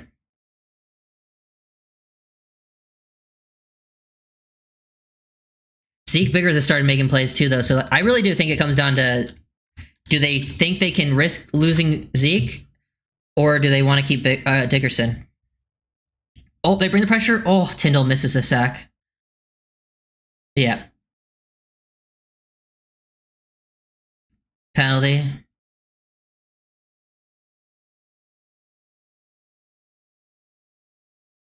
Offense. Okay, gets brought back. Dude, Tyndall, man, you got to make that play. It doesn't really matter because, Tyndall's not making the team, but... Who was holding? I mean, who got held? Who forced the hold? Because, Yeah. Well, they also might think they can get Dickerson on the practice squad and then they can elevate him, That's also an opportunity. There's so many different ways to do things. It looks like McClendon got held on that play. Yeah, I mean, I think they probably lean towards Zeke because I do think they're probably thinking long-term a lot this season with things like that. But who knows? Oh, Grayson with another clean pass rush.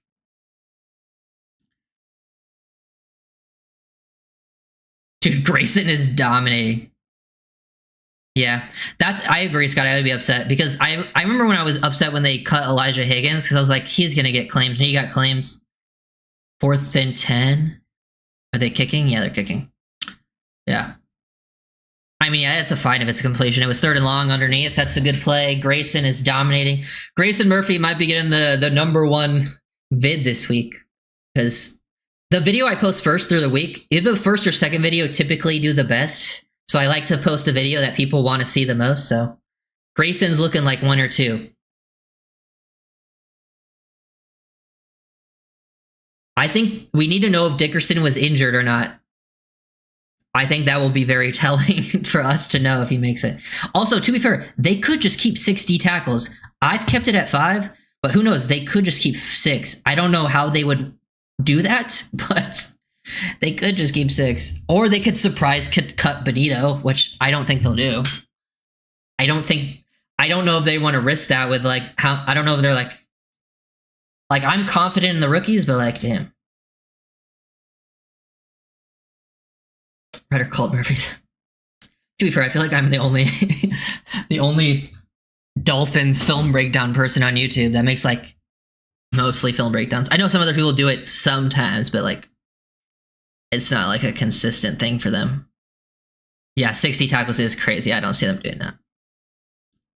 There's just not enough spots. 4 linebackers, 4 off-ball linebackers is the only area where I'm pretty confident defensively of what they're going to do. And I know the 4, at least as of now. I should. Everywhere else, I think edge, end of D tackle, it gets interesting. DB, who knows what they're going to do at some of those late spots. Dickerson is on the field and playing? Is he? I haven't seen him.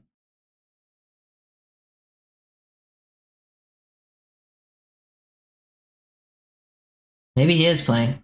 Maybe we just have been. I'm not looking at the D line every play. It's just I haven't noticed him once.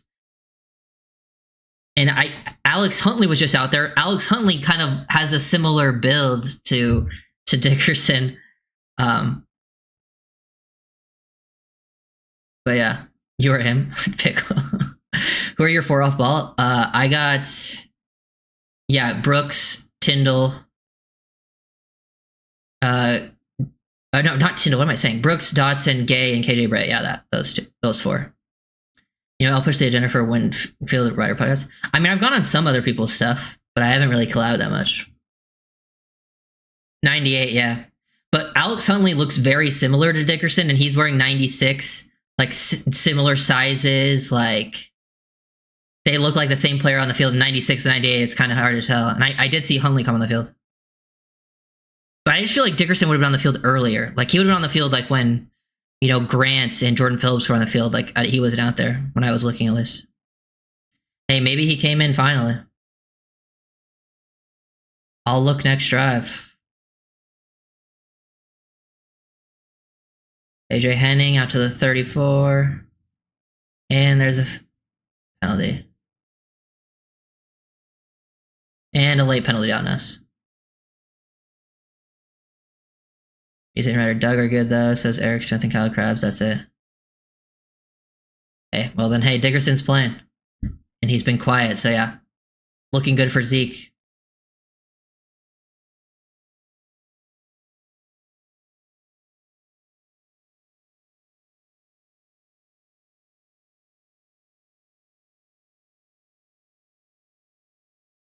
What's the penalty?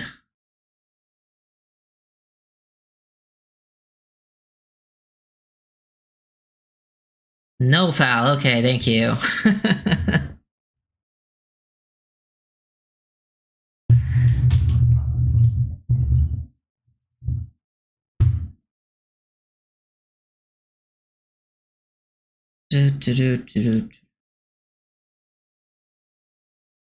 Dickerson listed 1 rep on box score? Interesting. So he's only played 1 rep? Then it's not looking good for him.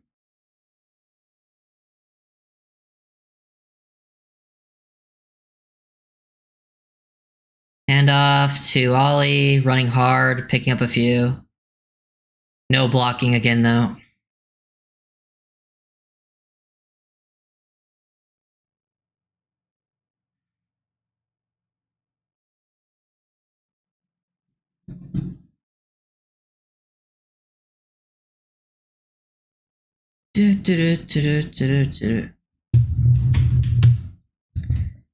Second and 8. Let's see what we got. Let's give Quinn a chance here.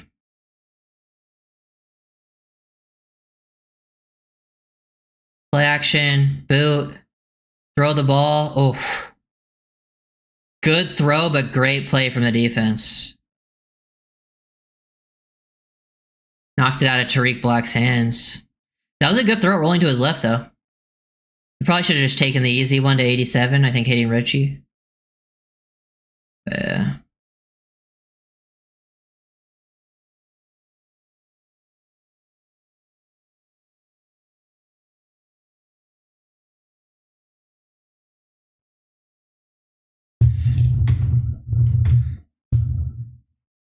Timeout on the offense, okay. Right, are you going to do these streams during the season? During the regular season, probably not. I mean, I might test it out at some point. Like, I don't know if I'm going to go live during the games. That's mostly like what other people do a lot, but I'm definitely going to be streaming more during the season. I didn't stream as much last year. I think, I'm still doing my normal amount of breakdowns, but I think like, middle of the weeks definitely hits more streams to talk about things. Viewers look so much more comfortable than Zach. It's crazy. Yeah, for sure.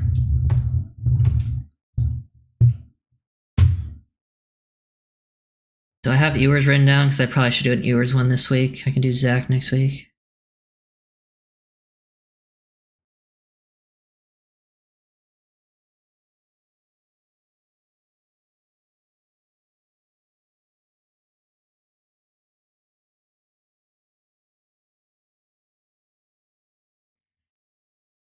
Oh.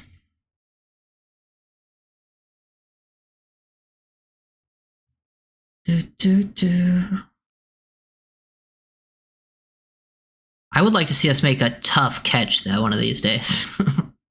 One of these third stringers.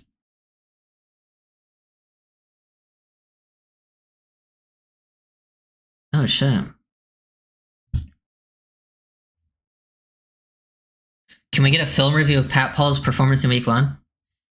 Yeah, I was thinking about doing one last week, but man, he was just so dominant, made it look so easy. I ended up just I just posted like a short, like a highlight film of his reel of his shorts on like a short video. Just because I was like, damn, I don't even know what to break down. He's just dominating reps, making it look easy. And then he only played like a couple of drives, but I might get to pull at some point. Like maybe after the 3rd preseason game when I have extra time because it's 2 weeks until the regular season, I might do it.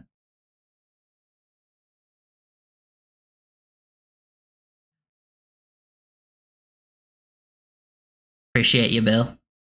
Go Dolphins. What's the score? It's 17-14 Lions. But I mean, both teams have been taking some crazy chances. Like the Dolphins should probably, at least be tied in this game. But they've kind of like they handed the Lions a free 3 points there. Their 3rd string punt returner fumbled the punt. They also went for it on an obvious where you would kick a field goal situation in a normal game. Like that's why I don't really care too much for this results. When we see Waller, I mean, you better hope we see Waller in practice next week. Because I know Mike said he didn't want him in joint practice. So hopefully next week. If not next week, then yeah, definitely time to worry. Oh, well. Nowhere to go there. No one out there to block.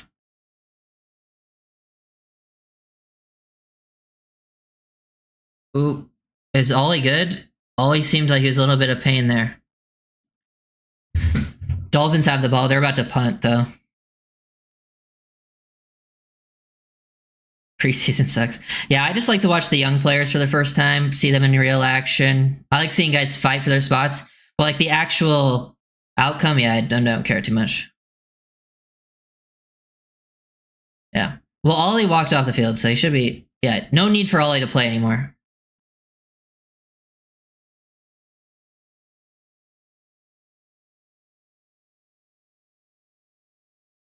Oh, good punt. Good punt. I didn't even know where that thing was. Who was that? Was that Bailey?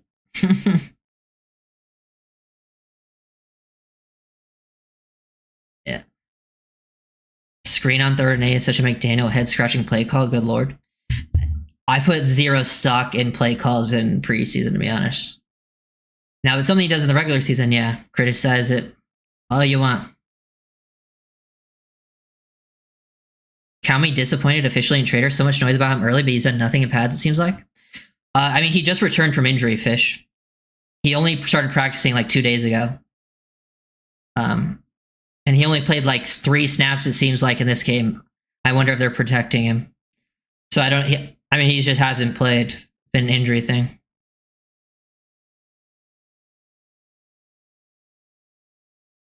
Running the ball.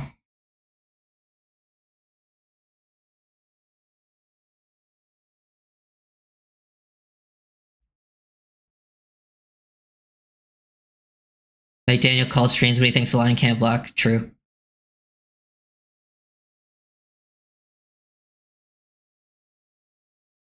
Yeah. Yeah, I'm not... Yeah. I still like Trader quite a bit. I would like to see him actually play, though.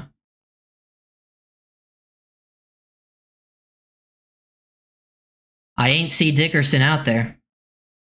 Yeah, that's Alex Huntley. I see Huntley and Ben Stille right now. And I see Matthew Butler.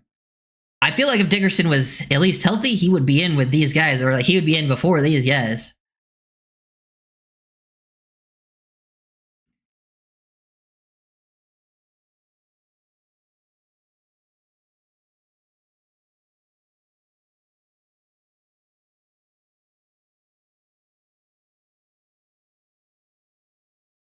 Yeah, run up the middle, they pick it up.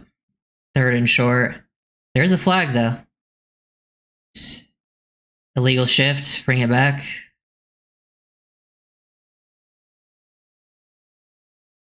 I was hoping traders eventually going to start, had really high hopes. I mean, it's still very early in the process. Like, sometimes guys take a while. You gotta, like, remember last year with, like, even last year with Chop, who was our first round pick. Chop struggled in the preseason. He struggled in the first half of the regular season. Second half of the regular season, he was one of the Dolphins' best players. Not saying that will happen with Trader, but like I just think, you know, with the rookies, you got to give him some time, especially with guys like Trader who haven't really been practicing. Like he just returned. Like even Jonah, you know, he's off to a little bit of a slow start. You got to give him some time. Okay, let's see. 3rd and long.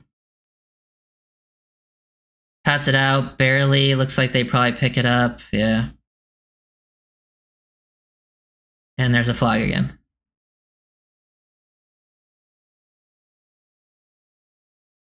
Yeah, he's not making the team, Brett.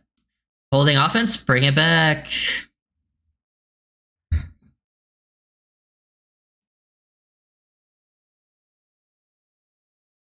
Connor was most consistent positive player. Yeah, I agree. Oh, I think, okay, Zeke Biggers drew the flag there.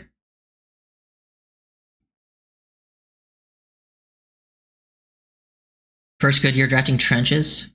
Well, I think D-line, D-line and edge, he usually has done a good job. O-line is, you know, remains to be seen. Let's see what goes on here. 3rd and 13, they do a draw, and oop. Good job by Colbert. Colbert's coming up and playing tough. I mean, I don't see how he would, I just don't see how if he has a chance to play, you know, do good. Savvy looks good in the plays I saw. Yeah, I'm definitely going to watch him this time. I actually have no idea how Jonah played. I was not watching him out. Yeah. I mean, yeah, I don't really see him starting either. It's really tough for late round rookies to get a start, especially in this, like, for this. I think they're going to give, like, he could see time in, like, maybe the second half of the season. But I think you're going to see guys like Minka, Elijah Campbell. When Ashton Davis is back, you'll see Ashton, you'll see Melifonwu before we see guys like Trader, McMorris. Depending on the punt return, can he make up for it? I mean, I guess not. I picked up like 5 yards. Nothing crazy. Is Phillips gonna start this year? Jordan? I don't know if he'll end up starting a game. I guess he could start in like in a base at one point, maybe later, and like take over for Benito. But for me, he's just gonna be like the 3rd, 4th guy, a part of the rotation. I think they keep 5 Irving, and I think 4 are set in stone, and then it's between like Zeke Biggers. He's probably leaning towards Zeke as of right now. I think, you know, Dickerson's in the conversation. But yeah. Oh, it looks like they changed running backs. Ollie's not out there anymore. Penalty. Offsides. Defense.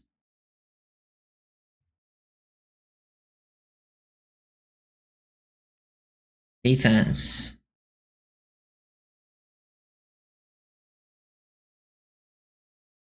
Oh, okay, let's see.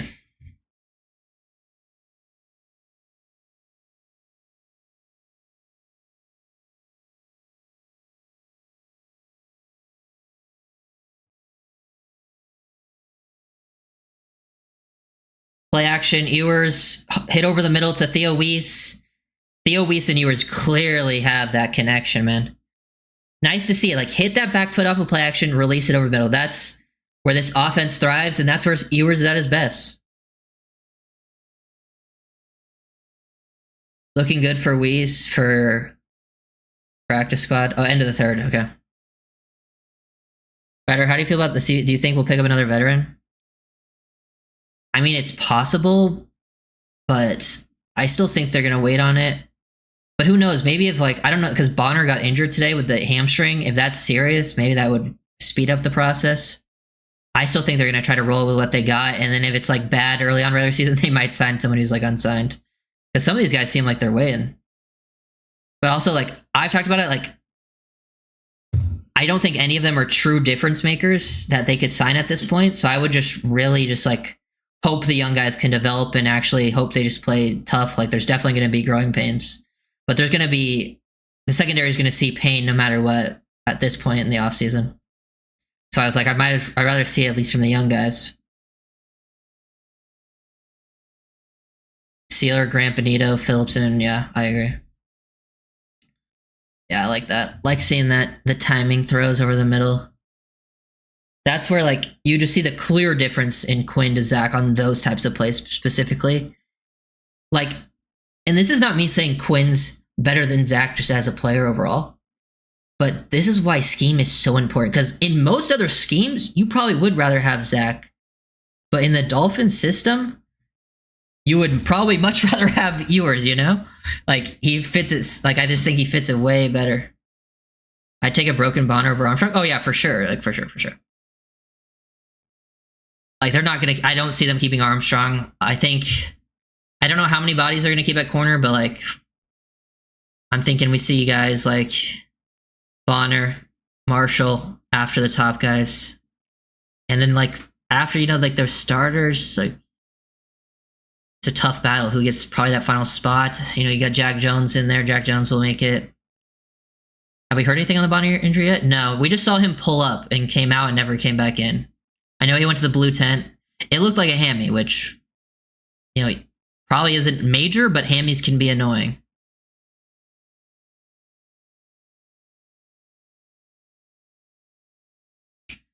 Might have to do, as of right now, players that I haven't made a film breakdown yet after preseason week 1, I'm leaning towards Ewers and Grayson Murphy for early week breakdowns.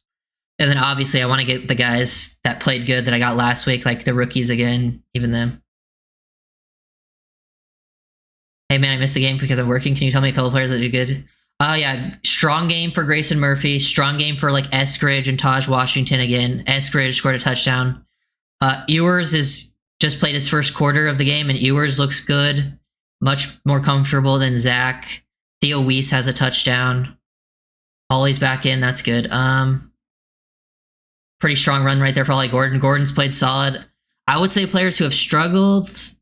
AJ Enning had Enning at that punt fumble. I think the O-line backups have struggled again, at least for the most part of what I've seen.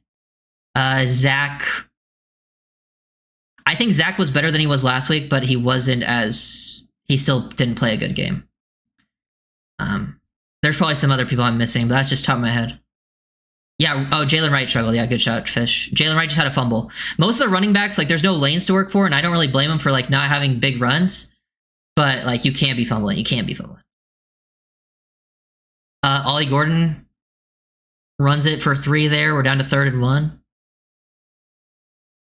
Yeah, Zach missed it wide. Dude, Eskridge was already having a big day, and Zach Wilson had Eskridge for like a 60-yard play touchdown, and he way underthrew him. Oh, Tanner Connor had a strong game as well, I would say. Jordan Phillips looks good again. All the D-tackle rookies have looked good against, at least from what I've watched of them. They've been making impact plays.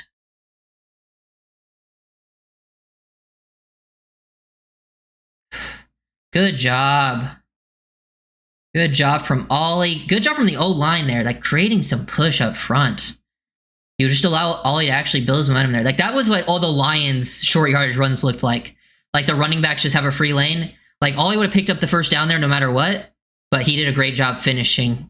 Good blocking up front to secure the first down, and then great run by Ollie to pick up way extra yards, break some tackles. But good push.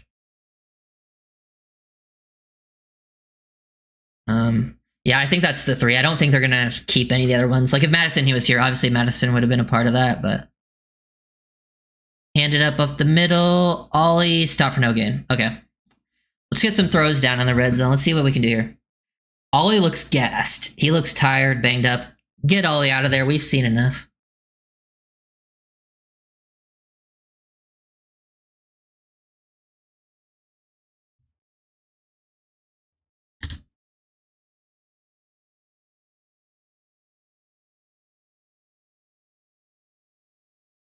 See what we got here.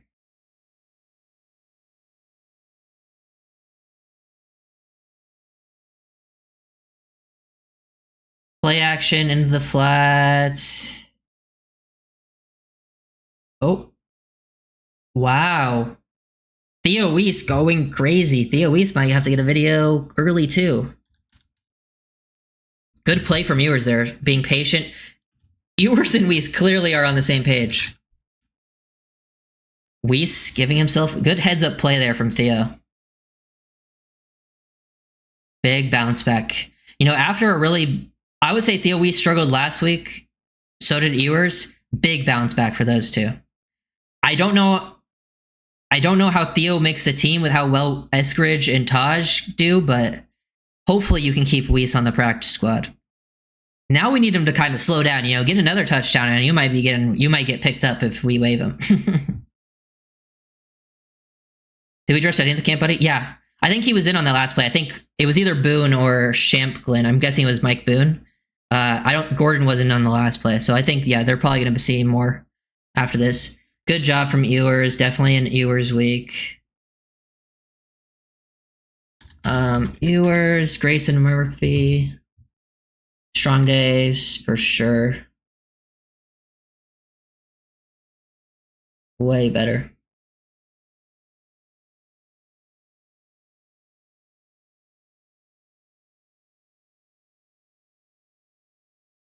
Yeah. I hope next week they give Ewers some snaps with the twos. Like, I'm not saying they're going to actually give him the second string job just based on, you know, how the NFL works, even though he probably should be the second string. But I would like to see him get work with those players like Eskridge, Taj.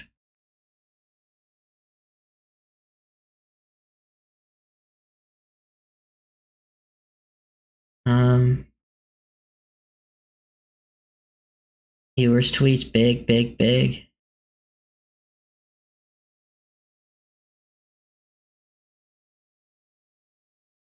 Yeah, good drive there though. I think good drive. That was probably. I'm trying to think back, you know, to every drive. That was probably my favorite drive in terms of like balanced football. Like, I think the run game was good because they actually created push up front. I think the O-line did a good job. And then I think when Ewers needed to make a play, he made a play. And he looked comfortable doing it. Theo's blocking value as well. Yeah, I mean, he's not like a great blocker, but he has a bigger body, so he could definitely at least bring a little more than some of the other guys. But yeah.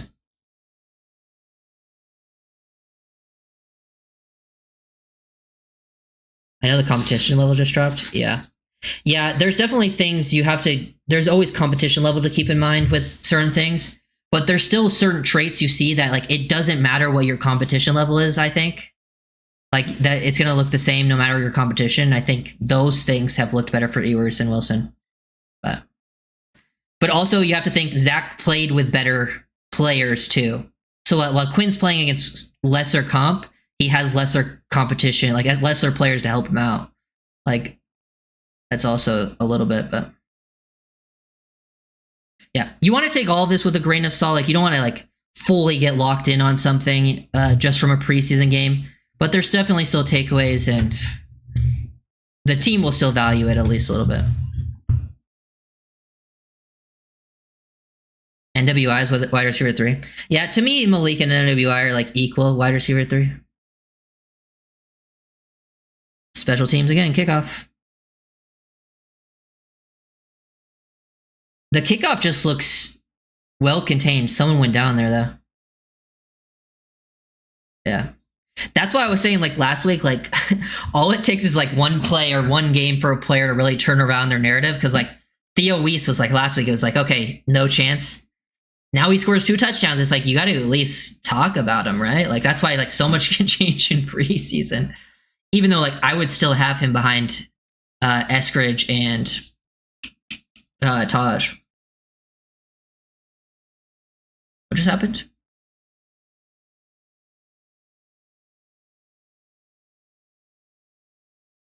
They're making Daquan leave the field to see the one down.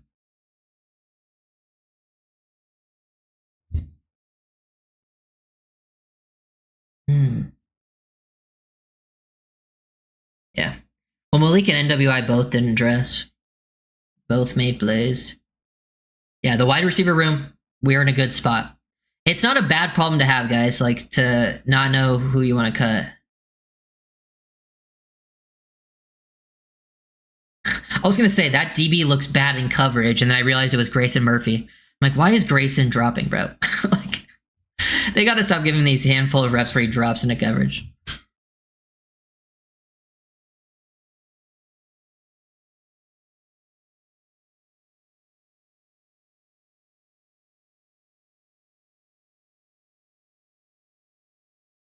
Who's out there? Looks like BJ Adams is out there. Good stop up front. Or no, they got the first, but I mean, I didn't realize it was the second one, but yeah. I mean, I think they're going to keep 6.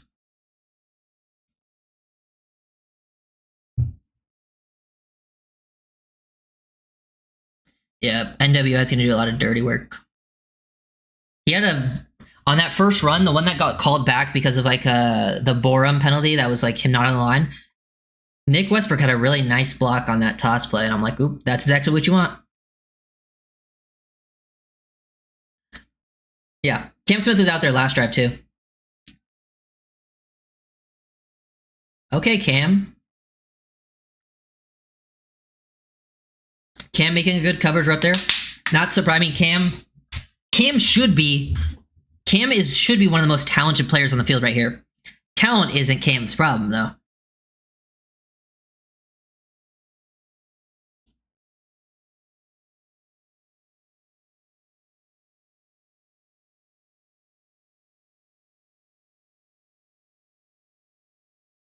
Come on.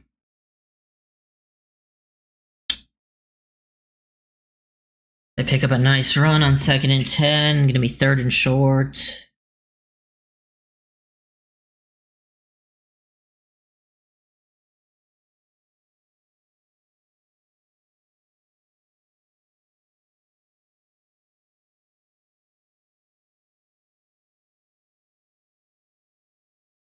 Mm-hmm. 3rd and 1.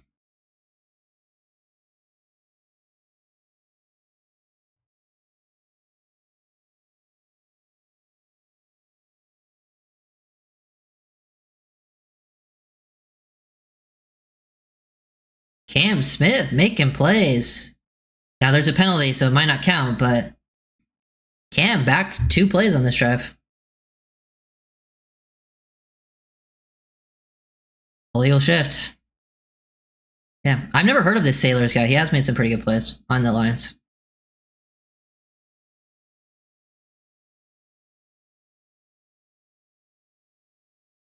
Dickerson must just be injured or something if he only came in for like 1 snap and they didn't want to risk it. Because I swear to God, I haven't seen him. Unless he was just out there, it didn't look. Good job from Cam, though. I mean, maybe. It's just, I don't know. Like.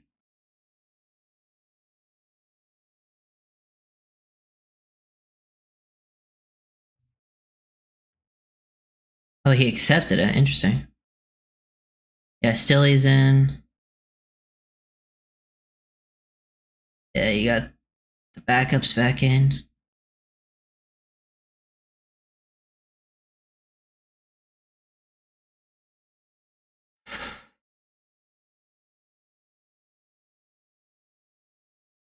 Good pressure from McClendon there. McClendon got his, I think, first real good pass rush up there.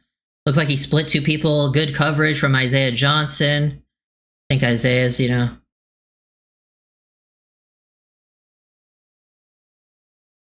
at the Dolphins sideline. Every player standing up. We all saw Minka with a notepad. Tua being the first one to congratulate a special teams tackle. This is what Travis is saying. Everyone coming down to celebrate that smart play by Ollie on the kickoff.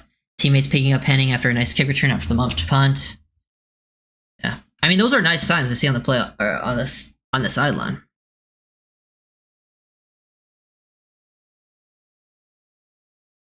Punt out of bounds.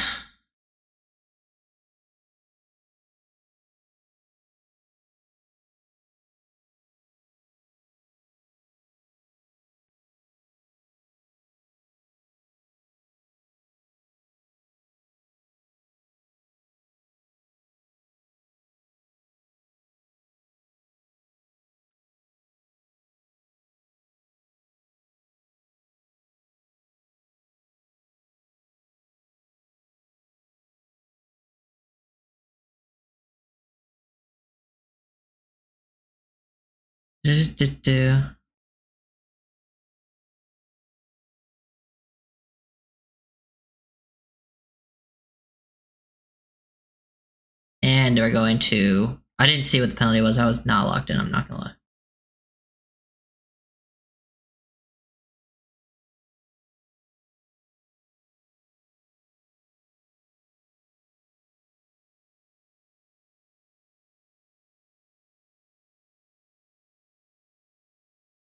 Yeah.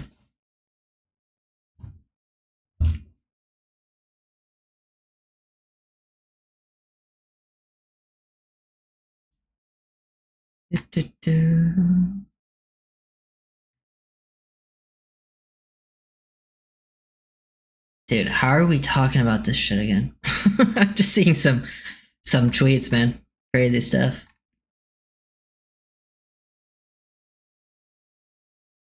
Yeah. Okay, so last week you guys wanted Jonah and Grant first, second. That makes sense, right? This week I'm thinking Grayson Murphy, Quinn Ewers, Theo Weiss, like off rip, like early in the week. Anyone else you guys want to see fairly early in the week?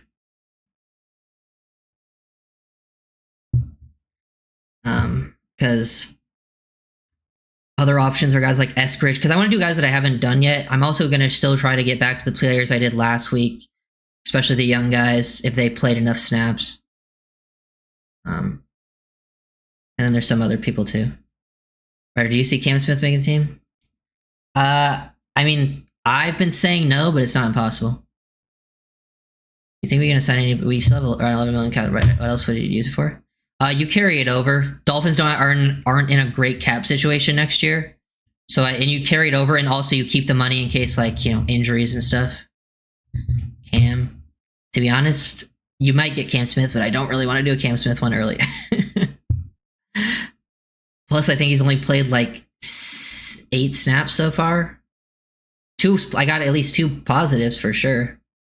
I'll probably get to Cam Smith at some point, but I'm not super keen on Cam. But yeah, Jordan Phillips, yeah, he's another one I want to do early. Yeah, Cam being still in is not a good sign for him.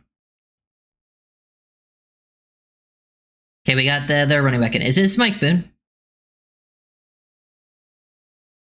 Ooh. Mike Boone. Decent block there from Chris Myrick.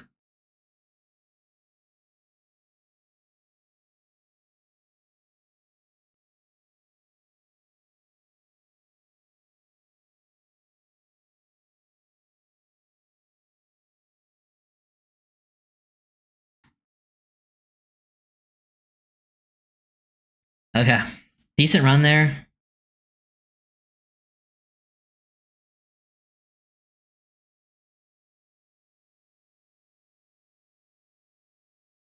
Play action. Ooh. Almost picked off. Yeah, that's going to be not a strength of Quinn's game. He does not have the arm strength to make consistent throws outside the numbers. That ball just floated on him. Oof. Yeah, he's more of a very similar skill set to Tua. Like, middle of the field thrower.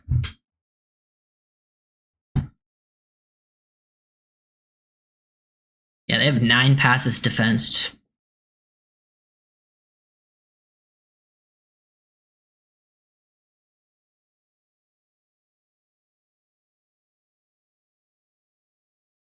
Come on, Quinn. Yeah, Ewers lets the delay of game happen there. He just wasn't paying attention. Back-to-back, not great there from Quinn. It is expected, though. He is a rookie. There will be mistakes like that.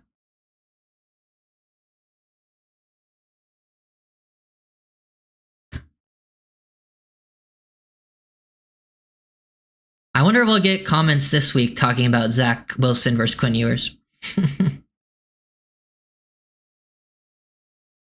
Cue Quinn Ewers throwing a pick now that I said that.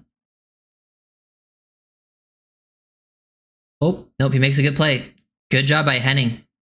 That's a tough catch in traffic. throwing it hard too at your chest over the middle. Good job, good job.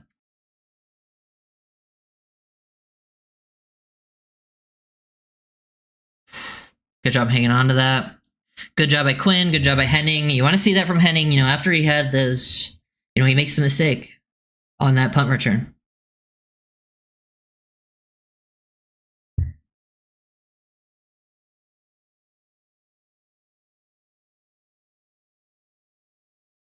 Play action. Quinn over the middle. Theo Weiss again over the middle. That is where he's gonna thrive. Like, it's literally why I think he's such a better fit for the Dolphins offense, because like these are all the plays Tua thrives on, and the Dolphins system, you know, loves doing that stuff. It's play action, hit your back foot, which I think he has a better feel for like the footwork stuff with your play action. I still think he gets happy feet at times, like he needs to work on that. But then hit the back foot, release the ball over the middle with good timing, and him and Theo clearly have a connection.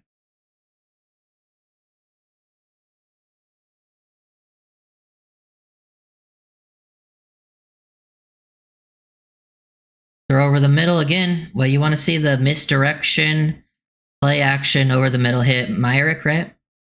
Good job from Quinn. Just playing on time, playing on time.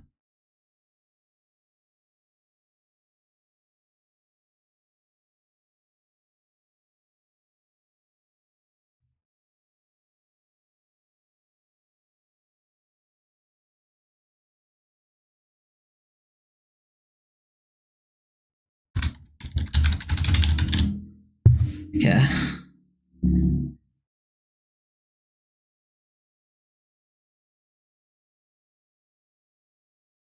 Oof. Looks like he got pressured there pretty quickly. He had Armstrong, but kind of short hopped it. Holding on offense too. Holding on 87. Is that Rucci? Never seen Ewers to throw hard. He doesn't really throw hard very often. I've seen him do it in college a few times, but he's more of a touch thrower. That's where he more thrives. Usually when he throws hard, you'll see like the sidearm baseball sort of thing where he's like playing like more like a shortstop. Looks like he's turning too.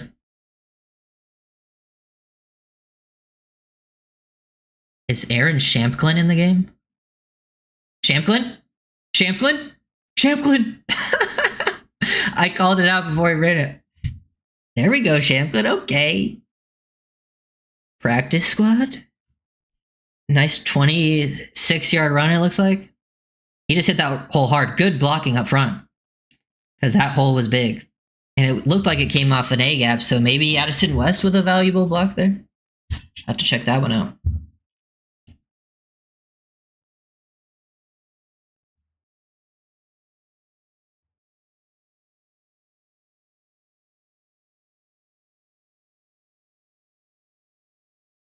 I'll beg one more time, but please do a film breakdown on Cam Smith this game. I do plan to do one this game. I just don't know if it's going to be like an early week breakdown. Oh, fell down.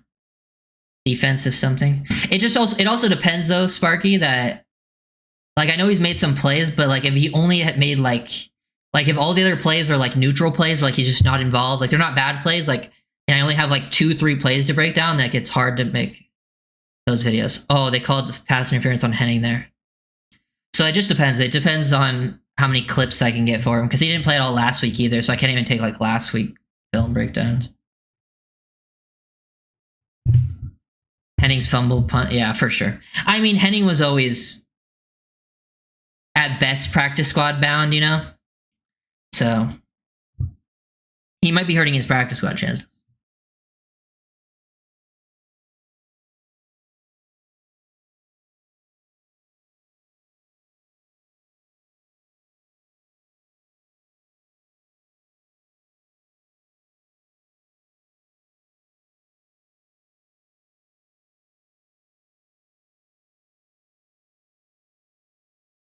Oof. Oh, did they call holding? Theo Weiss drew the holding. I do like that route from Theo Weiss. He didn't create any separation, but he was at least trying to do something different with his like release and routes, like attacking outside leverage there to get inside, but he might have drew the holding there. We'll see. Seems like they might be waiving and they're talking about it. They could waive it.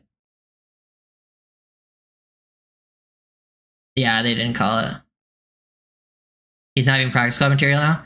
Well, I think practice squad's a little more up for grabs. It's not necessarily always who played the best in preseason and practice. I think sometimes they're just like, we think this person could develop into something. And sometimes guys that you waive, like that you want to keep on the practice squad, they can just go to a different team. Like they can go to a different team's practice squad. Okay, Andrew Armstrong, good job. Good job there. Armstrong looks springy on that play. He looked like he kind of exploded out of that one. I think the thing that has hurt Armstrong the most is him and Weiss have kind of been battling. And while I think Armstrong's very talented, it seems like Weiss and Ewers just clearly have built more of a chemistry. And sometimes that can be the major difference. Because when you get into these games and they're just like looking at one guy. Yeah. He looked explosive there and pretty tough to bring down. I still like Armstrong as a practice squad guy. And it seems like you can get him there pretty easily because he hasn't really been used. Just because he was kind of slow. Oh, is that Weiss again? Weiss again, man. Weiss and Ewers on the same page. Good play there from Weiss. Ball's thrown low. Didn't seem like Ewers was super confident throwing that one, but like nice to still get it there, make the right read.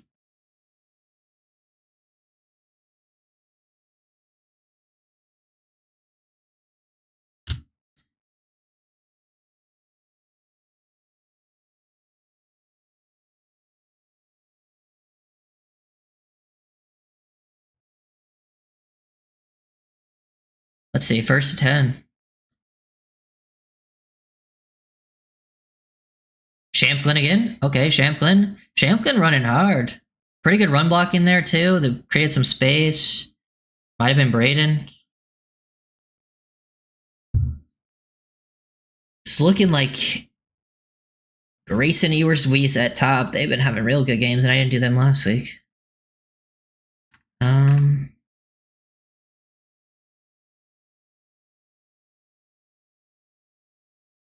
For sure, wish we don't play. Yeah, Michael Mayer would have been sick. Tight end's such a big problem.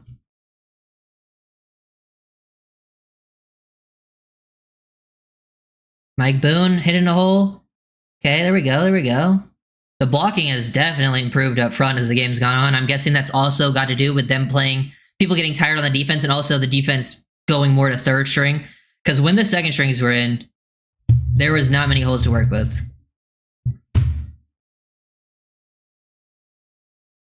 Hey, Dolphins got dominated in practice. But even the Bears game, I know they tied, but I think they looked better than the Bears too, and they got dominated in practice. Now I know that was a lot of backups, but good job there from Boone and Shampklin. Both have had some good plays. Oh, Henning? Oh, jet sweep to Henning. He almost gets in.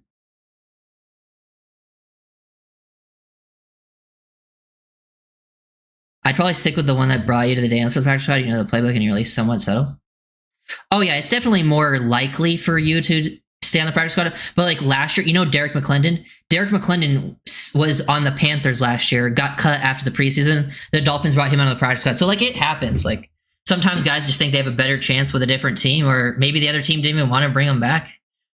Yeah, practice squad is a little unpredictable at times with who gets brought on, who doesn't. Yeah, good play by the Dolphins defense or Lions defense, nowhere to go there.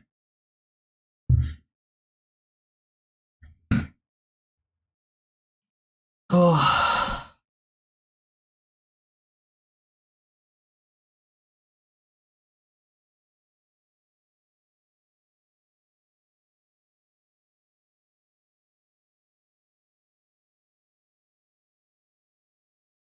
Let it go to 2 minute here.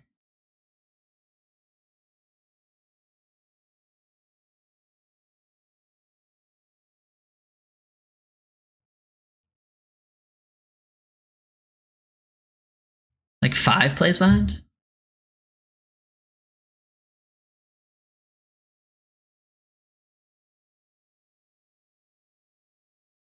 I mean, it's a 2 minute warning. Happened a few seconds ago. think I'm like a play behind from some of the comments. Commercial.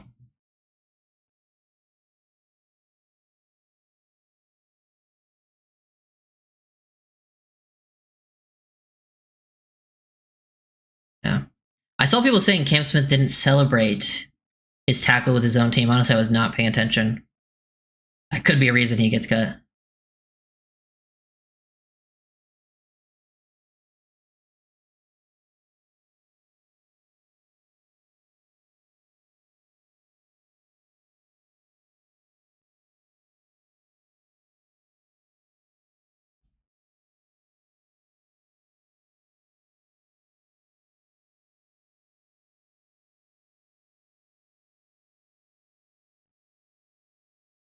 Yeah. From what I've seen, Braden Daniels looks pretty solid. It's hard to say, but just from watching, just watching live, because I'm not watching him every play, but I feel like a lot of the big runs have kind of come off near his side. He hasn't looked like, I haven't noticed him being the one giving up pressures and stuff. Like that for Braden Daniels.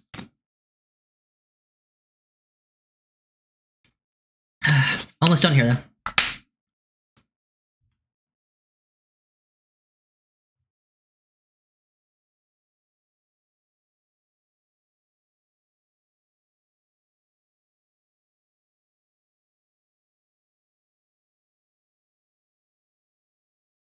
Yeah.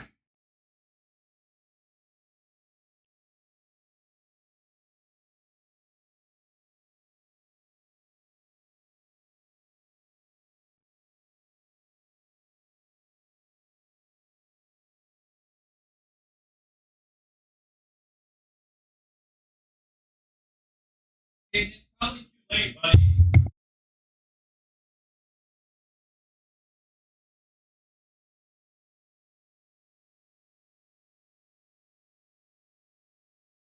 Yeah. Dolphins are going to the preseason playoffs.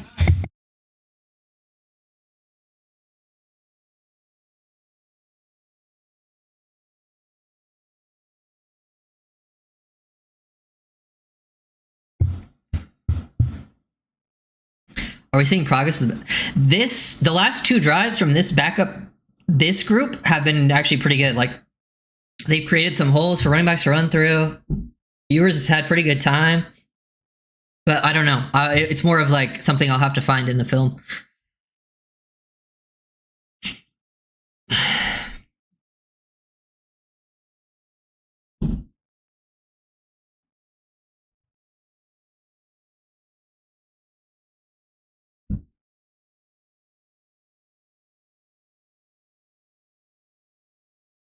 Play action, boot. Oh, he tried. I think Quinn would have ran that in a real game. He might have gotten that if he ran it, but he would have took a shot.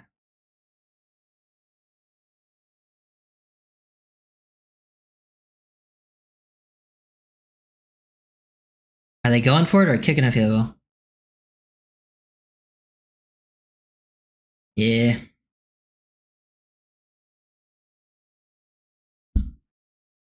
Do you think the Lions? Last week we were finished, but we were about to be preseason champs. Yeah. That's why like the preseason results don't matter. So much changes. Because like this game, them winning this game, them losing this game will have no effect on how they perform in the regular season. Like no starters played on both sides. But you can still learn stuff from the preseason.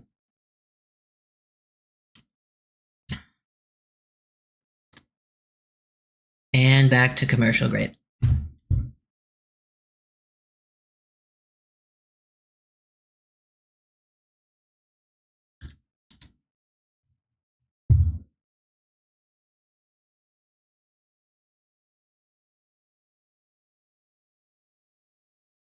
Yeah.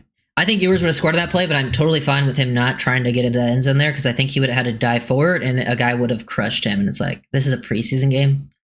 You don't need to put your body in the line.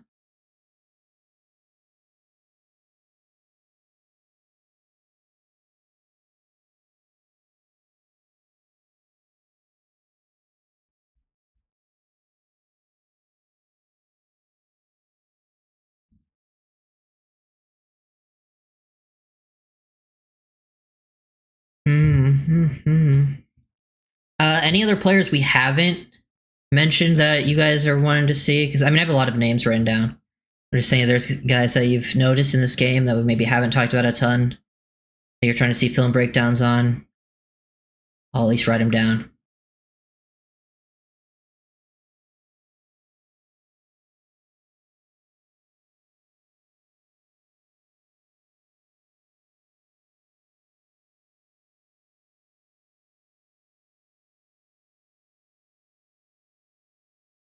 Cam Smith in for the win. Okay, that would be hilarious. Honestly, that'd be a movie way to end it.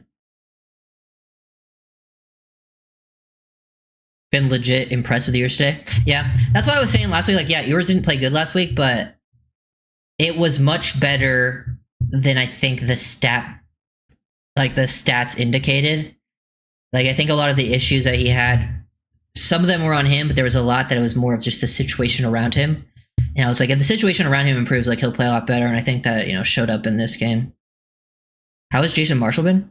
Marshall's one that I want to do this week for sure. He played a lot of nickel today, Cowbell, which was interesting. I think he's an outside corner, but he made some good run defense plays in the nickel, which was interesting. Like, he had like a couple tackles for losses. Maybe one was tackle for loss, maybe the other one was like a 1 yard gain. But like, he made a couple big run defense stops as a nickel, which I thought was interesting. The rest of the game, I'll have to find out on film how he was in coverage, because corner's just one of those positions, like, unless they're getting targeted, they go off the screen so fast, you don't know how they were actually covering.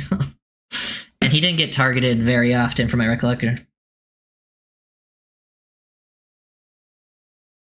So your chance of ever is probably some, yeah. I mean, I know I would have dove for it, I'll be honest.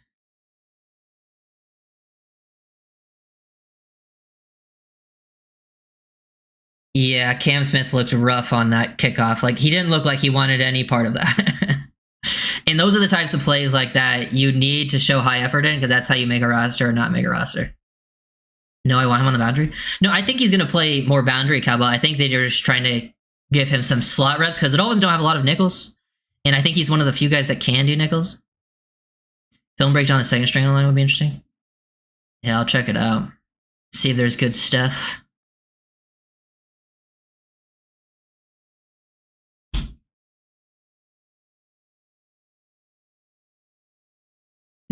Okay, so Dickerson is out there. He just pushed the guy to the ground. Okay, so maybe, definitely seems like Biggers is ahead in that competition. Even though I think Dickerson should be in the convo, it should be a convo had, but I usually do lean towards the young guy with the more upside.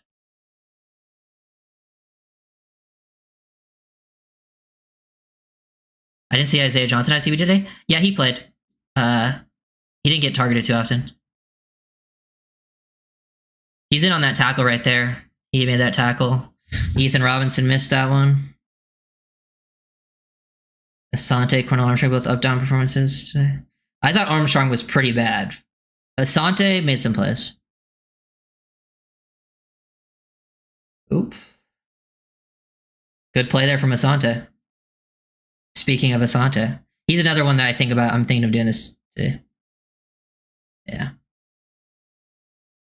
I think Braden Daniels are 6 for sure to starting 5. I don't think he's our 6th, but I do think he's someone they have to seriously consider keeping now. I still think guys like, I mean, it is tough because he's a guard only. Like, he's not going to play tackle. Like guys like Borum and Brunskill are still going to be ahead of him. When Liam comes back, they're going to put Liam ahead of him.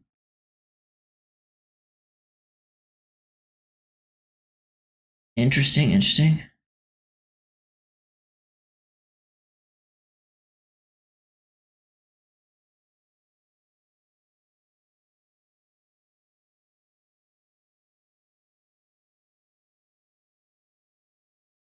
Damn. Just quick completion. It's going to come down to 2 point. Imagine if they kick an extra point and we just tie again. That'd be so funny.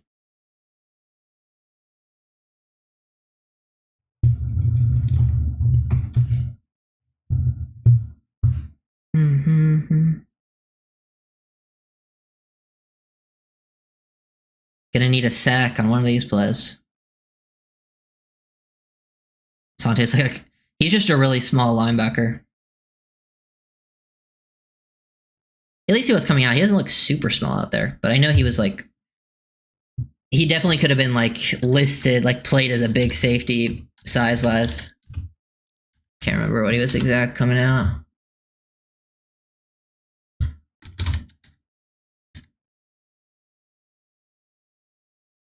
Yeah, but they're gonna go for it, I think. Yeah, he's like 6'1", 220 something.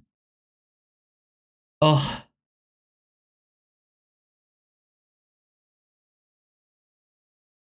So they bring the blitz. Dude, Tyndall keeps coming in unblocked on these blitzes, and he closes ground so fast, and then he whiffs every time.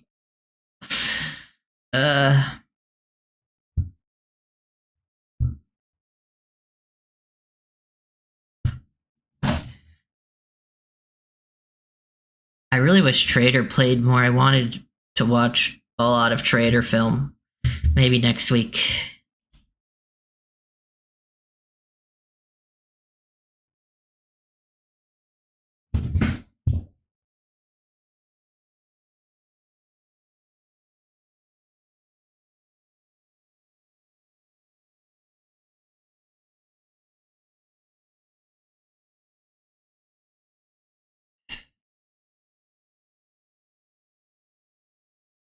They're moving it.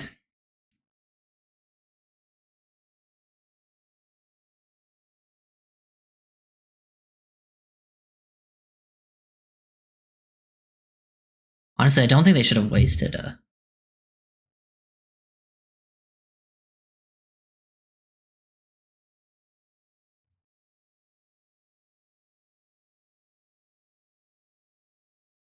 least the Dolphins have been in some exciting games.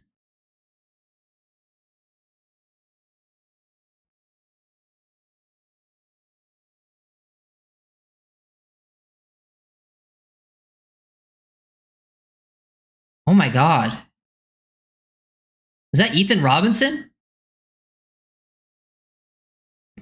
That was a crazy pick. Oh my god, Ethan. He'd been kind of struggling outside of that in the first two games, giving up some plays. I know he had like come run defense last week. That is a crazy pick. Good play, guy, yeah. Bro, that's an insane pick.